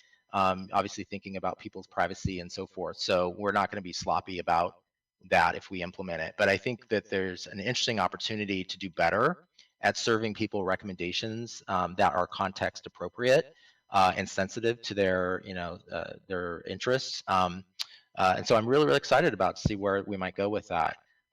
There's just so many opportunities for us to drive awareness and traffic to all the cool stuff that's going on in Second Life. Obviously we do have things like the destination guide that we have that we can leverage. There's thousands of entries in there that are curated. Strawberry, who's not here today, regularly posts our creator spotlights that also editorially drives attention to creators and creations in Second Life, and those are shared on socials as well. We also did a partnership. We talked about creator partnerships earlier. One of the new ones we have is with Essential Inventory, and they have a newsletter that also drives visibility called What's Hot in Second Life, and I think it's Tuesday, that comes out. So we're testing that as well to kind of put that in front of folks and so that they can kind of see a guide to some things to do that might otherwise escape them. So a lot of cool stuff that we're looking into, and stay tuned. Some residents feel that social interaction and community building have also become more difficult over time. Are there initiatives that are being explored to encourage stronger community engagement, meaningful connections, and positive resident experience? Fausto, do you want to start us off with this? Sure. I mean, we know how important groups and communities are within Second Life, and we are in the we're planning on ways to surface communities better, and so I think what we're planning on is this engine, right? To help users find the communities that basically we're looking into recommendation engine that would help facilitate finding the right groups that individuals are looking for. So it's part of that. Part of that. But you know, we understand that it's going to take some time. And we're still in the early planning stages. Right? Yeah, I'll add to that. I mean, I think one of our biggest priorities is working with the community, not just building for the community. There's kind of a fine line between, where it's appropriate for one or the other. I do want to give a shout out to our Creator Partnership Program, which is exactly a program that was developed to have a channel for pitches and proposals and ideas to be communicated to us, at Linden Lab. Those it's like an open forum basically that at any time residents, creators, really anyone in the community can just pitch us with their idea for a partnership. And I got to tell you that since we started that a little over a year ago, the last time I checked, which was earlier this week, we had over 700 proposals that had come in. That's a lot, and that does signify that there's a desire for people to want to help us and work with us and play a part in all of this and in terms of working with the community. And obviously we can't partner with everybody, so that's the downside of it if you're one of the 700 that's not picked. But we have already had some fantastic collaborations emerge from that very program, and I do expect more. There's some that are not announced that we're working on hand in hand with well-known members of the community on, and I'm very, very excited when we're able to talk about those. So I do think it's important to strengthen how we work with the community, and in a way that is not from above but is with, and hand in hand. um, the other thing is sort of just a tease to something similar to the personalization engine that Fausto mentioned. We are also looking at putting together something along the lines of a community priorities program. That's not necessarily the name of it, but it would basically be a new initiative that would help us work closely with the community and give the community a stronger voice in weighing in on where they want us to focus our attention. We may get into this a little bit tomorrow with the studios meeting, for example, in the moles, but things like which improvements and preservation efforts and infrastructure projects and community spaces, anything that makes Second Life better. And there may be some esoteric, interest, and others that are very long overlooked or neglected. And I really want to make sure that there's a voice and a process for that voice to be heard, so that we can kind of hear that and take action. And so we'll placeholder call it the Community Priorities Program. And so you'll be hearing more about that when we get it in place, but we're working on that as we speak. We are getting close to the top of the hour, so you guys have been doing a great job answering the community questions. I have a lot more, um, but it also seems like a lot of the questions are kind of repeating themselves. So I know that there are some questions here about supporting creators and community leaders. So I want to focus on that for a little bit. Many creators, venue owners, and community organizers struggle to promote projects and events. What opportunities do you see for Linden Lab to better support resident-led marketing and promotion? I'll start off. So real quickly, I think we are very open to co-promoting items on social media. It's something that like Facebook and some of the platforms facilitate, and this could be a way we can co-promote things for both our followers. Um, so I think that's one way we can work closely with the community, and we'll figure out ways to, identify and then co-promote. Yeah, and I would remind people that there are some channels that already exist today, not just what we might have in the future. We mentioned the destination guide. That's an open submission process. Strawberry is our sort of hands-on person with that. She manages that daily and curates it. And those come from user-submitted suggestions. So that's one area that I think people sometimes forget about. That also fuels a lot of things like socials, our emails that go out. We have an events email that goes out to our most active users that have opted in, and those go out, I think, usually on Fridays. And so that fuels that as well. I mentioned earlier from the partnership, the essential inventory newsletter as well. So there are lots of ways there. There's also editorially things that we're doing to sort of spotlight on our blogs, like I mentioned the creator spotlights as well. So there's a lot of that stuff as well. There's absolutely, we're open. I would say if people have ideas and you think we're missing the mark, if you've got a pitch specifically, I would hit us up on the creator partnership program form and we'll take a look at that too.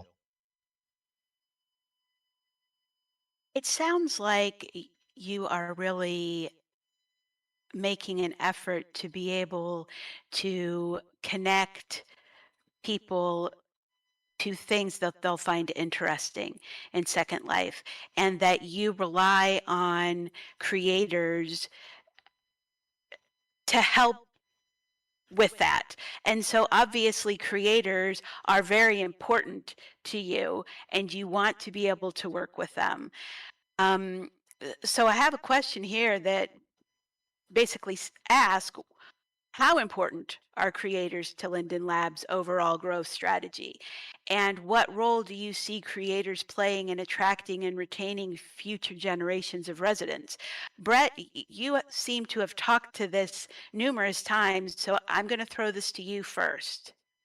Yeah, I'm going to sound like a broken record, but I will just repeat it again. Like creators are at the heart of everything, including things that are important for fueling, showcasing what's great about Second Life and our growth strategy. So all those great destinations, communities, experiences, events are things that give us an opportunity to put the spotlight on what's really happening in Second Life.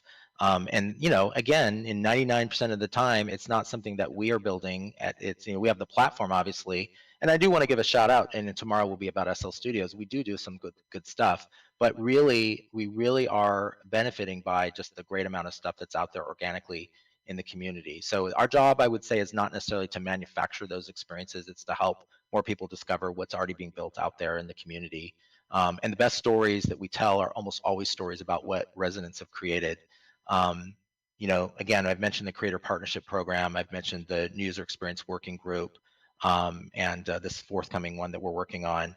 So, thinking about attracting the next generation of residents, for me, I don't think the question is, how does Linden Lab build everything? That's not true. It's how do we help more people discover the incredible creativity that the community has put out there? And I just think that's where creators play such an important role. What do you think, Fausto? Yeah, I mean, the creators are backbone of Second Life's growth strategy. I mean, we work with creators to test onboarding destinations, test new user avatar customization. We see creators as ambassadors of Second Life, and we'll continue collaborating to make Second Life more accessible to new users. So, yeah, I hope to meet more creators and learn more about what you're doing so we can, expand our horizons. Well, thank you both. I find all of this very encouraging. Um, I have one final question in this particular category of questions, and it's about premium rewards. Some residents really appreciate them, but they feel they could be more meaningful or aspirational. How does the team evaluate premium exclusive promotions, gifts, events when designing retention programs? Brett, I think Uh, this is a question for you. Yeah, I've got a lot of active role in this stuff. So, yeah, it's a fair question. And and honestly, I always look at kind of feedback to people whenever those things come out and the value proposition, if you will, for the paid membership tiers, of which there are many. There's the value plan, which is plus, the low cost one, all the way up to the full-fledged premium plus. There's a lot of different interest in Second Life. So what one person sees and values might be different from the next. So there's no one single, aspect of the paid membership tiers that's going to necessarily appeal to everybody. So your neighbor might feel very differently. That. With that said, there's some unifying interest in it, and we see what people like and don't like. I do want to clarify, though, that we haven't replaced the premium rewards that members have enjoyed over the years in terms of the gifts specifically. We've actually expanded them. We do have our in-house Second Life Studios team, which we'll be talking to the moles tomorrow. And they do great work. And there have been, for many, many years, great gifts that have come from and will continue to come from our Second Life Studios team. What's different, though, is that we've actually, over the last year and a half, 2 years, started to partner to augment and supplement those with additional gifts, just as an add-on extra. Nothing was taken away; it was just added in as additional gifts for it. And those cycle in and cycle out. We had Seraphim, which did a great job. Love Seraphim. Right now, we have both Essential Inventory and the Collab Circle. With that volume of gifts, some are going to resonate with some folks and some are not. It's just additional stuff. And like anything, we test what works and what doesn't work, and we'll cycle in and make changes and continue to iterate the premium membership plans. It's more than just the gifts, obviously. It's a combination of the gifts. Some people love Linden homes, and some people claim them, some don't. Some people love the expanded group limits. Some love that there's fee savings on uploads, priority support. There's just a whole suite of perks that you get with that create value. It's an evolving program, and we do listen to feedback, and there will be changes in time as we see what works and what doesn't work with it. So it's not necessarily meant to be a static program. There always are going to be adjustments to it, and there may be differences in tiers, from one tier to the next in terms of what we get. So stay tuned with that. Honestly, our goal isn't to create one single aspect of the perk that everyone loves. I mean, that'd be great, but it is meant to build a membership program where the overall value continues to grow with benefits that appeal to different kinds of residents. And then that, of course, will continue to evolve alongside the community. That's my thoughts on that.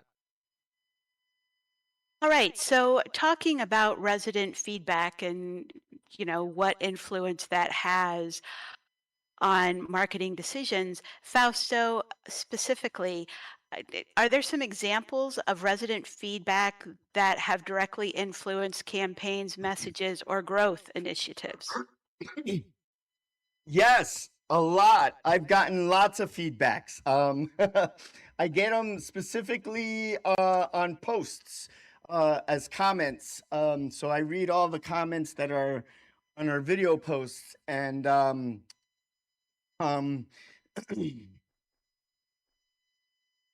and so yeah, I have a couple of examples. So when I first started, without knowing, without doing the research, the first thing I went into is, let's talk about friendship and connection. And so the first several videos for the first couple of months, focused on the aspect of connecting, making friends, and meeting people. And I right away got comments about, hey, Second Life is about expression and creativity. And talk about the economy. Oh, you should talk about how awesome it is to make a house. And so every time we get a suggestion, we put it in our in my suggestion box and say, okay, when can we address this? So over the past few months, we started developing creatives that show you how the endless possibilities of customization you can do for your home, for your avatar. We started focusing on role play because we got comments on role play. And I noticed that a lot of people were asking, where is this? Can you provide a Second Life URL? And so starting for the June creative brief, which is for content for July and August, all of the video posts will include the Second Life URL so that users can easily get into the place that's being highlighted in the videos. So that's just a couple examples of how we try to listen to the community. And if you had a recommendation, you haven't seen it yet, it's probably on the line. It's probably in the line. So we'll probably get to it. That's great to know. It's very encouraging. Um, all right. Like I said, we're flying past 2 o'clock and we're still going strong. Um, but if you two are open to it, I still have some more questions. So as long as you're willing to sit here and talk with me, we'll keep going. All right, let's do it. All right. So here's a question, Brett, that is going to be for you because I don't think Fausto probably remembers Torley. Torley is Torley Uh-huh. Linden is well remembered by longtime residents who for his contributions to community communications and tutorials. Looking back, what role do you personalities like Torley play in helping residents connect with Linden Lab and the broader community? Well, I have to say the obvious first, which is I actually really miss Torley. Like I'm assuming most people in the audience know Torley was very visible in Second Life, did an amazing job on many tutorials. A great human being, and obviously he did great on behalf of Second Life. There's just never going to be another Torley. So I mean, and there doesn't need to be another Torley. Torley is one of a kind. So I just want to acknowledge that on a personal level that I miss him. He had a really unique and great ability to educate, inspire, and connect with the community. And he was authentic. Like you knew that he was not reading from a script, he was just saying it from his heart, and that passion and that authenticity just came through. And so that is really one of a kind. What I would say moving forward is I perhaps would love to see a situation where we don't just have one public face representing Second Life, at the center or the spokesperson for it. I hope that we have a lot of different viewpoints of people coming from Linden Lab and sharing and interacting with the community and evangelizing what's great about Second Life and frankly educating people about what's going on at the lab. There's just a lot of great people, engineering, product support across the board, and so there's more than just one person that can really tell that story. I think yesterday's Meet the Lindens, which if anyone here attended it, we had the engineering team, and I'm almost like 10 people on stage. I mean, there was a lot of people, and Jerome, was obviously a key person as our new senior VP of engineering, but he had his team with him, and I don't know that other than the Meet the Moles, which I think is great because that's got a lot of people, but from a Linden's perspective, I don't think you've seen that many Lindens in a town hall type thing at once in that way. And so he had the whole team. I liked that because you're getting the diverse viewpoints and really, from the trenches perspective of what's going on at Linden Lab. So I'd like to see more of that rather than just one or two people in the forefront. So things like today's Q&A are a step in that direction. More opportunities where we create these spaces for, I guess, authentic conversations. I love Fausto's energy, just in all candidness. I saw somebody comment on that in a positive way. Fausto is so real, like you can just hear it as he talks to you, and has such great experience and excitement for making a difference in Second Life. And I cannot wait for the community to get to know him better. And I think you'll see that for yourself as well. So I'm just glad that he's here next to me today.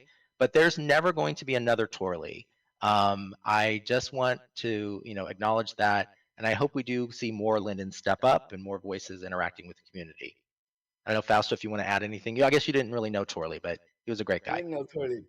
Yeah. But I missed him already. That was just Sounds who like Torley someone I was. I really enjoyed collaborating with. Yes, that's just who Torley was. You didn't have to meet him to miss him.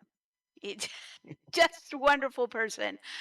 And I would love to see more Lindens just walking around, interacting with us. It's wonderful whenever we have opportunities to get together and actually kind of see you in the flesh. It's a wonderful experience. Now I'm gonna jump ahead a year into the future. And let's just suppose that we're sitting here, it's SL24B, and we're having this conversation again. what growth metrics or community milestones would make both of you feel that Second Life is heading in the right direction? Fausto, Well, do you want to? I have a short and sweet answer for this. For me, because I do growth and performance marketing, success in 1 year would be to increase the daily active users by 10%. That would be a huge success. So that means acquiring new users and retaining them, acquiring lapsed users and retaining them, and engaging with current users and getting them to come back to the platform more often. So that's what I would see as success. Yeah, no bots, just real users. Brett, what would be a success for you? Honestly, I'm going to support Fausto. I like that he threw out a number, that shows sort of the data-driven aspects of the professional side of what we do. I think obviously we all love Second Life, but the reality is, as a business, we have to grow. And I know that, looking at comments, people get frustrated when they perceive that not being the case. So I like that there's a hard goal there, and we're going to try to work hard to meet it. So we'll see. What, because I think that it's not just Lindens who want to see Second Life succeed. It's everybody here. All the residents want to see Second Life succeed as well. Is is there something that we can do that would help grow Second Life? I mean, we've talked about it, kind of talked around it.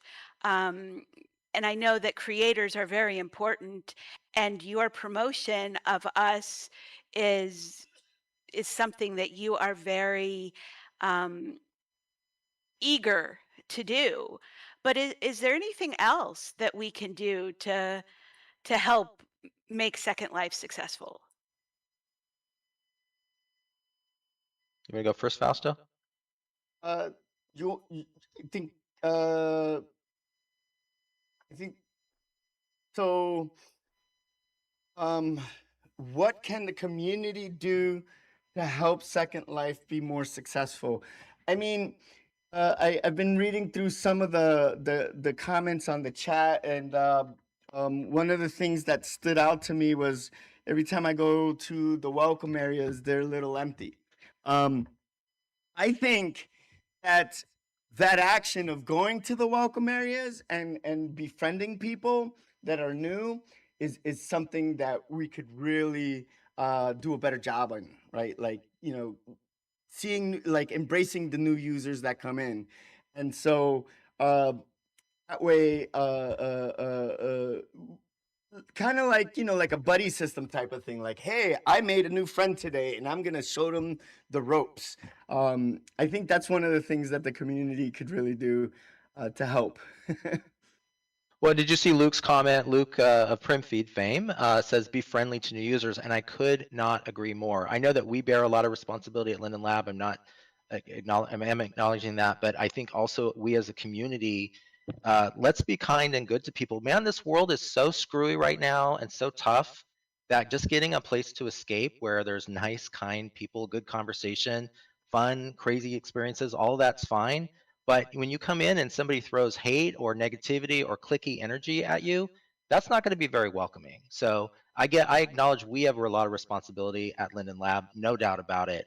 It would help us if the community just put on your kind hat on, when you're welcoming people, and maybe be a little bit more patient with newcomers if they come in and are fumbling their way around a bit. That would be awesome. Well, I think that we expect a lot of the Lindens. Um, but I think that it is important to acknowledge that as residents, we can do things that help this community grow. And so I really appreciate you just pointing those things out. And I'm here to get out there, put on your kindness hat, and adopt a new potential new resident. show them around the birthday. There's a lot to do here. I have one more question, and then I have a couple from the audience. After more than 2 decades, what gives the marketing and growth team the most confidence that Second Life can continue attracting new residents and thriving into the future? Brett. Um, Yeah, I think, again, I'll just wrap up what I've said again, just to kind of emphasize it. The confidence that I have comes from the community itself. I've been here for myself as a Linden for almost 19, 20 years. And I've seen, like I said, good and bad that we have done at the Linden Lab side. I think we've done some great things and some not some great things. And so I think the steady force has been the community that has kind of held us through. And this little platform, the little engine that could, is still going where many of the quote unquote second life killers have fallen by the wayside. And there's so many of them that are in the graveyard, including some that are much, much larger and well funded than us. And there's been some competitors that are actually giving us a good run for the money and that we need to learn from. So I have a lot of confidence in the fact that the community continues to surprise us and evolve and do really great things with this platform above and beyond what we may or may not do at Linden Lab. So I really, really like that. I think the core of Second Life is still really strong, and our job here is to help more people discover it. I know Fausto can speak to how we're using data, for example, to make growth decisions more effectively. Anyway, I'll toss it to Fausto for his take. Yeah, I think when you ask what gives us confidence, I'll echo Brett. Like, I think the community gives us a lot of confidence. Um, but also on a different note, our data science team gives us a ton of confidence. What's great about doing growth here at Second Life is that all our decisions are backed by data. And this data focus on behavioral patterns that really help guide our decisions. So I'm really like, I'm so grateful we have a really sophisticated data science team that can help validate some assumptions we have and help basically put a number to efforts that we would want to try. So I feel very, very confident, um, you know, because of that, the data science team. Well, I am really glad to hear that both of you are confident that SL is going to continue to be here. I, for one, am very happy to know that. And I think that the 1,400 people that helped put together SL23B would be equally happy to hear that and agree with you. And that's not counting the thousands of visitors that we've already had.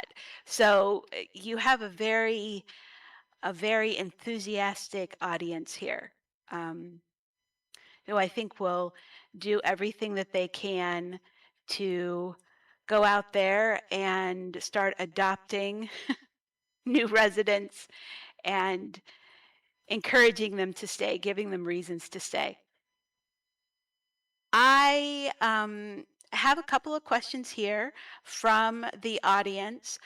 One of them has to do with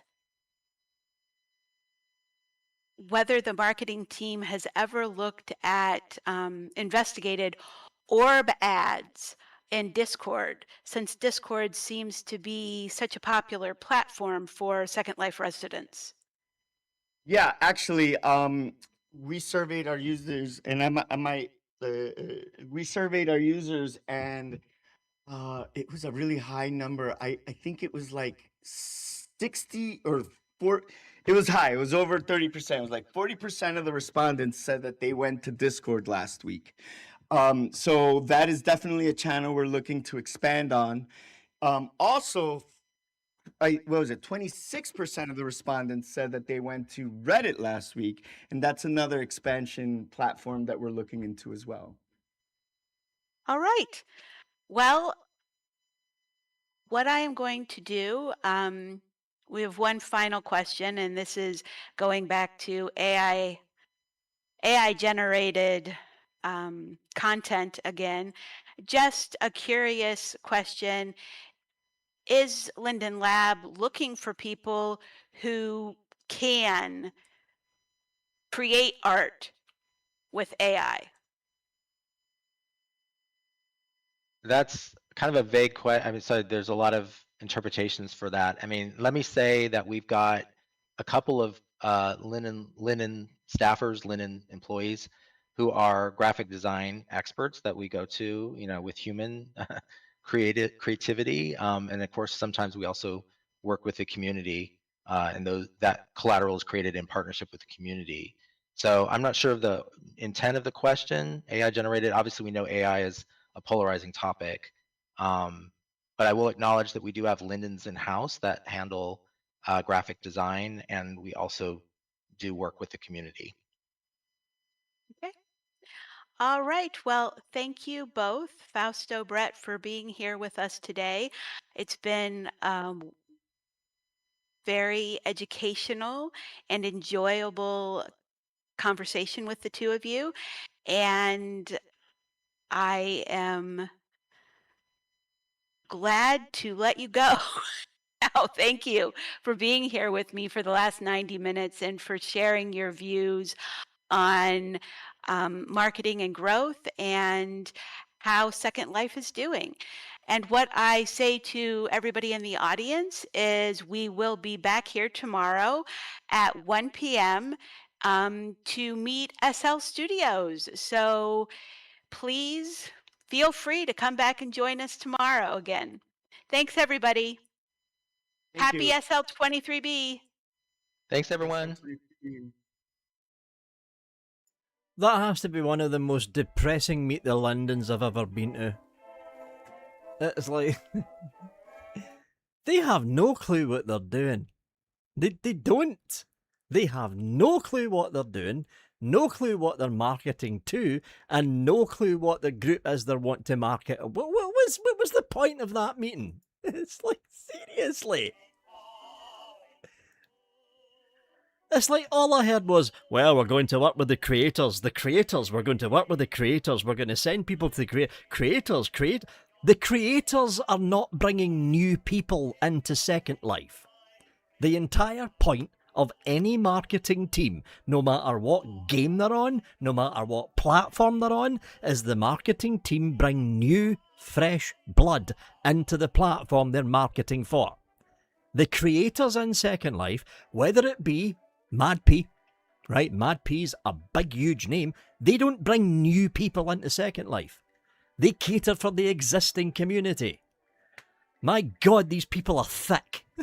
It's like...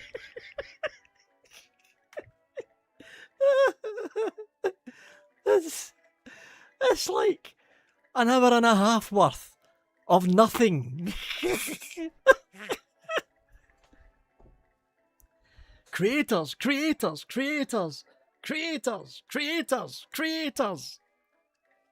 Monster requesting we bring new people into our community. Yeah, you bring new people. I'm guessing you work for MadP. You bring new people into the MadP community, but you don't bring new actual people. Actual brand new residents.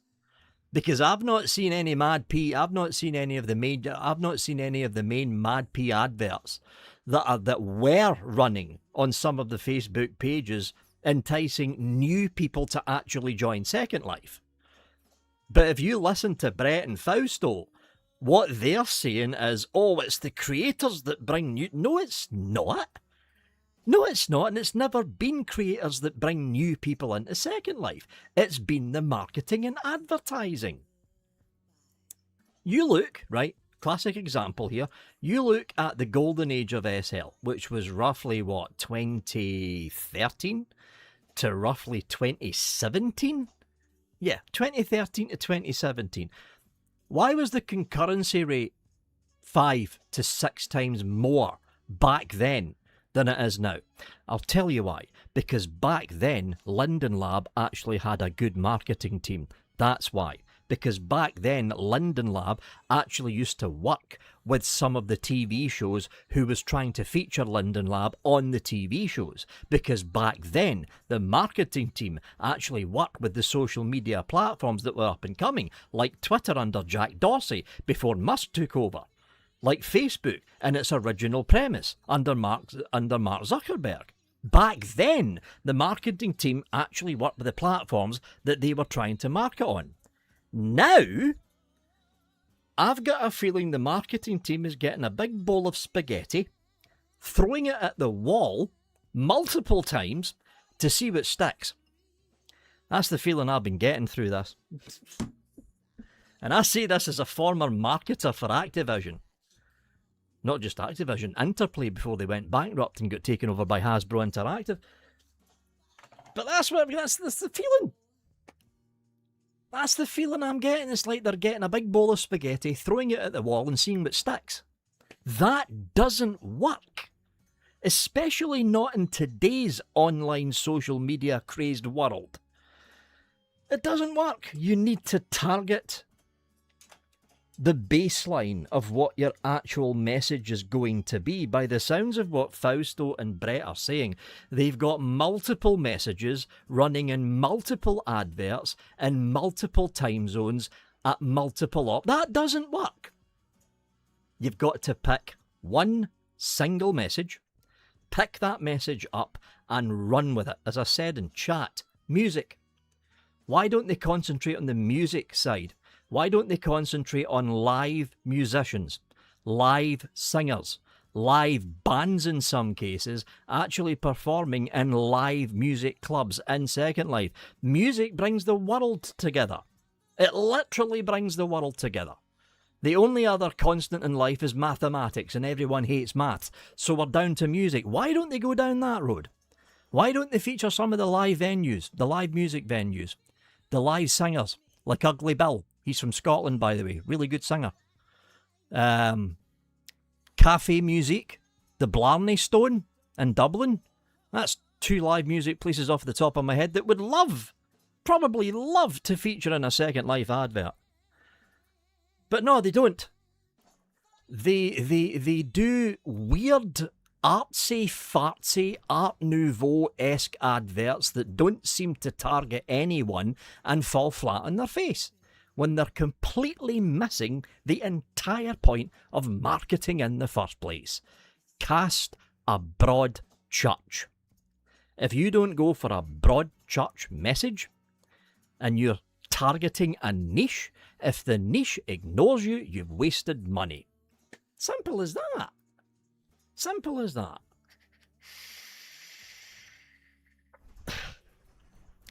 I was sitting here. I was shaking my head at some points during the engineering team meeting last night, but being a former marketing lead for Activision, and being one of the former marketing leads for Interplay, way back in the day, I was basically shaking my head through almost all of that meeting. It's like, seriously? Linden Lab are rudderless, and someone jumped into the water to make sure they're rudderless by cutting the rudder off at the shank. That's what it feels like. That's literally what it feels like.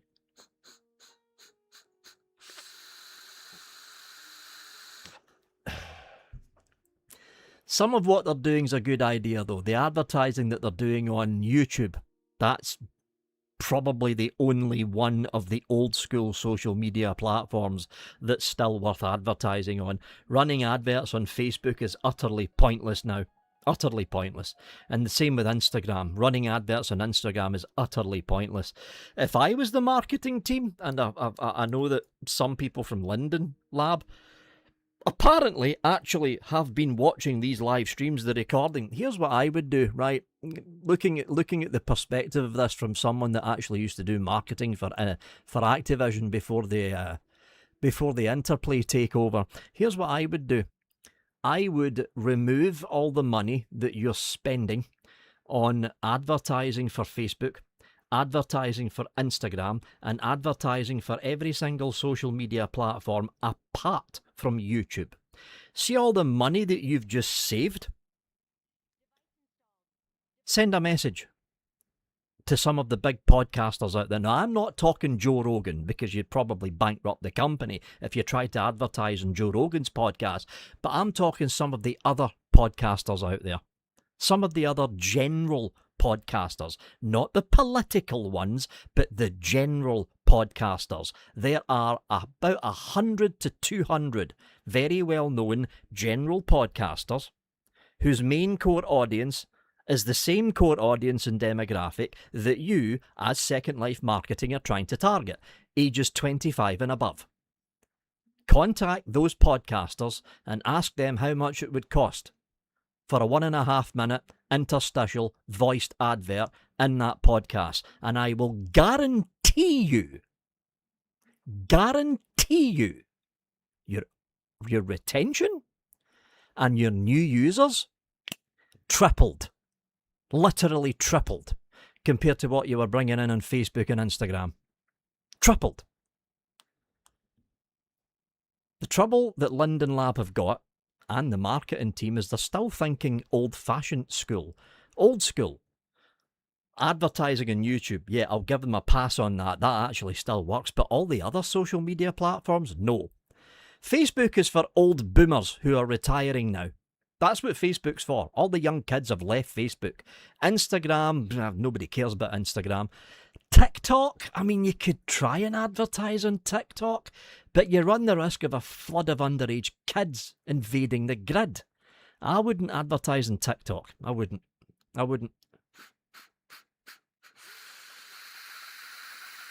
So there you go, marketing team. You just got some free advice from a former marketer for Activision. Podcasts. That's what you want to do. Stay away from the political podcasts, like Trigonometry, even though they get millions of... No. You don't want to advertise on a political podcast. You want to advertise on a general news podcast, or even a gaming podcast. There's loads of them out there as well. And a lot of the gaming podcasters, they've got millions of subscribers.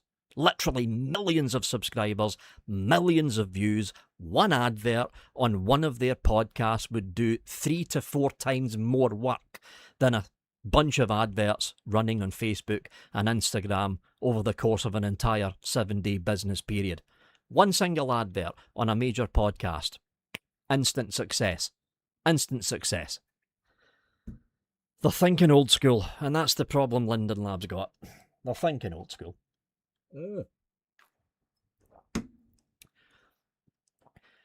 Lol, someone wanting kids in the welcome, but oh my god, no. No, don't put kid avatars in the welcome pack, not after all the issues that were going on with the kid avatars about 1.5 years ago. Foutor, they actually did have a podcast. I think it was a long time ago. I know that Torley, back in the early days, used to be the host of that podcast. I miss Torley Linden. Of all the Lindens that have went over the course of the past, 16, 17 years I've been on, he's the one I miss. Torley Linden was just an all-round nice person. All-round nice person. But yeah, there we go, folks. There we go.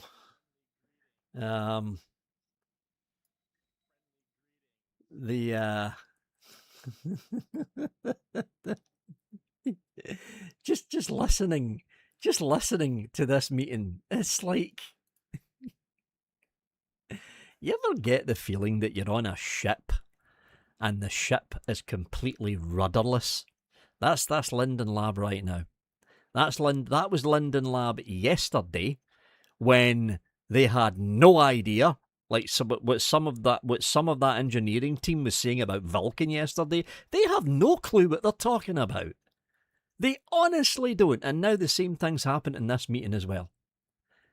Exactly, supercalifragilyrics. It was literally painful to actually listen to it.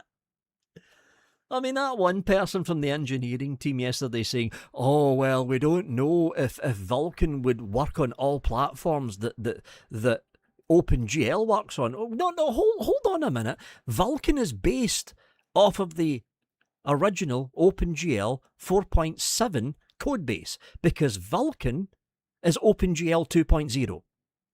You idiot. It's like, oh my God.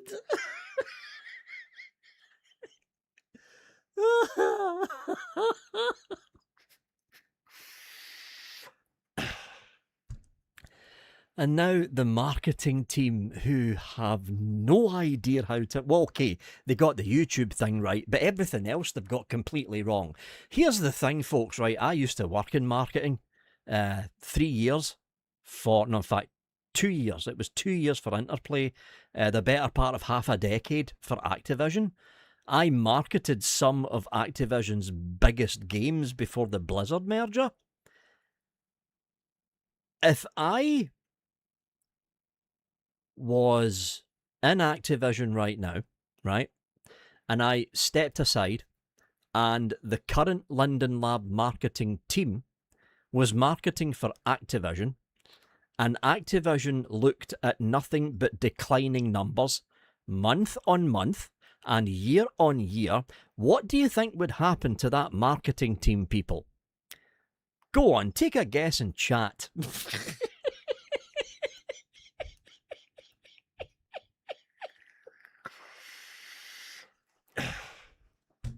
Take a wild guess and chat. Promotions of...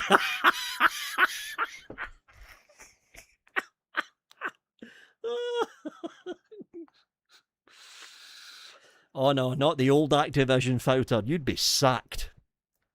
You'd be out in your arse. When they merged with Blizzard, it became a completely different company. But the old Activision, if you didn't perform, and your numbers, especially for the marketing side of things, your numbers was on a decline month on month for at least 4 months, you're out. You're out. No second chances, no excuses. You're fired. Bye. That's what they done back then. That's what they done. And it's like, my God, the simple things. The simple things, like not relying heavily on old school social media. Looking at where the trends are now going for male 25 to 50-year-olds. And I'm not even including the females here. Males at 25 to 50. Where do they go to get their news? They don't go to CBS. They don't go to the BBC. They don't look at the TV. They go to podcasts. They go to podcasts. Or they go to X, because apparently X is now the number one. Oh, they're restarting the sim. I better TP out of here. Apparently X is now the number one news app in the United Kingdom, which kind of makes sense because they do offer free speech. Where am I going here? Teleport out of there before the region goes down.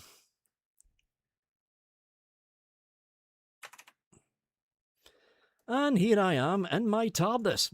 There we go. I've just let that load. But it's like, I don't know. I don't know. You look at the declining numbers, and it's consistently declining numbers of concurrency, and you start to realise why it's actually happening. Number one, they're advertising in the wrong places. Number two, the welcome areas are full of trolls and idiots, and Linden Lab is too scared to clean it up. Number three, retention is practically at zero because of the welcome areas. I mean, okay, they might be bringing new people in, but if the new people don't stick around because the welcome areas are full of idiots, then what's the point of marketing if you can't get the second step? Because here's the thing, marketing's job ends at the handoff of the intake group. So whoever's running Welcome Island, or whatever the hell it's called now, whoever's running the welcome areas, once marketing brings that new person in, their job is now done. Their job is finished. They've brought the new person in. But if intake is unable to make that new person stay, then marketing's job is screwed.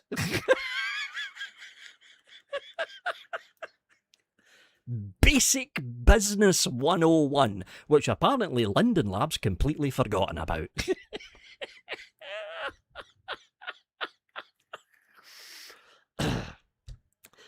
I was talking to Leah, in fact, tomorrow at 10 o'clock in the morning, folks. So Friday, 10 o'clock in the morning, Second Life time.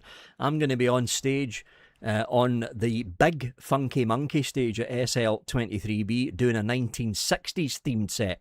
And I've got the Charlie's Angels, Leah, Fen and Lizzie, doing a whole 1960s miniature fashion show. So Leah was in IM with me a couple of days ago. She brought her cousin into Second Life, right? Held her hand all the way through the sign-up process, which was very quick.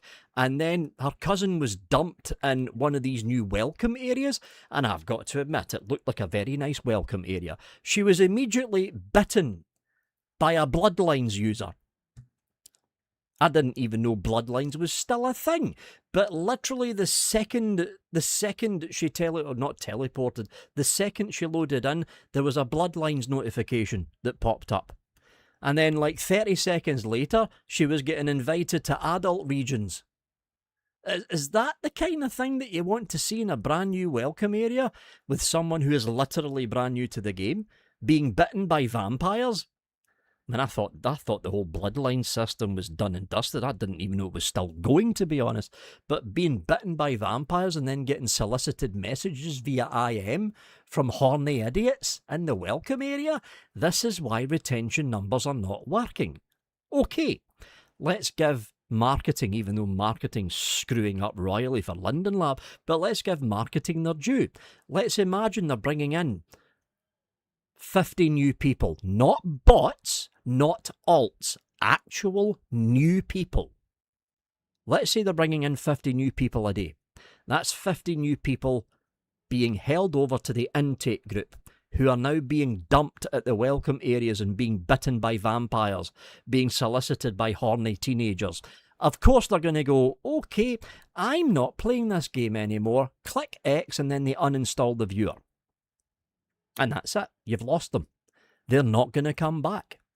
Because as everyone knows, and every marketer knows, or every marketer who is worth their salt, it's the first 1 minute. That's the golden rule, people. Doesn't matter what game you play, doesn't matter what you're marketing, doesn't matter what type of thing you're marketing. If the new user that you've brought in as a marketer has a bad experience in the first 60 seconds, there is a 75% chance they will click the X and they will never visit your platform again. And that's what's happening to Second Life right now. Yeah, that is. It's like with all the old school Lindens who have left Linden Lab, it's starting to feel like Linden Lab have lost their collective IQ. That's literally what it's starting to feel like. All the people who actually had the good ideas have left the platform already. And what they're left with is people who don't have a clue what they're doing. Generally, they don't have a clue what they're doing.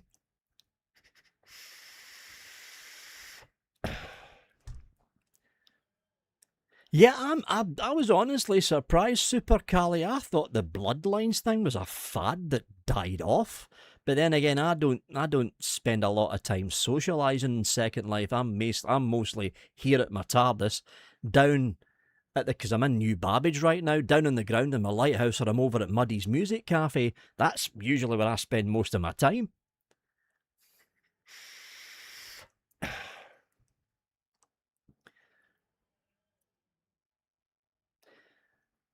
Well, that's what happened, Spice, and apparently she's not the only one that it happened to. From what Leah was telling me, there's something to do with the bloodline system that if you bite someone who's never been bitten before, you get extra points or something? Something like that. So they all flood to the random welcome hubs, and they just bite new people who randomly pop in.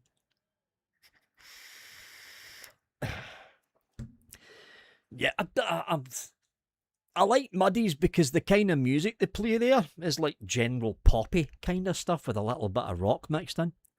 There's another club that I used to go to a lot. What was the name of it? Warehouse 21. That was it. Warehouse. But some of their DJs that I used to like the live mix DJs, they're not there they're not there anymore, and they get replaced with other live mix DJs like hard house techno that I'm not really into. I'm more into the trance techno kind of thing.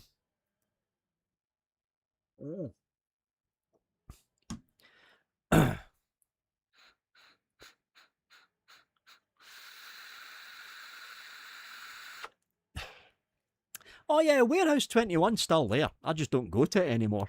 It's still there though. It's a busy place, Warehouse 21. Very busy. Very busy.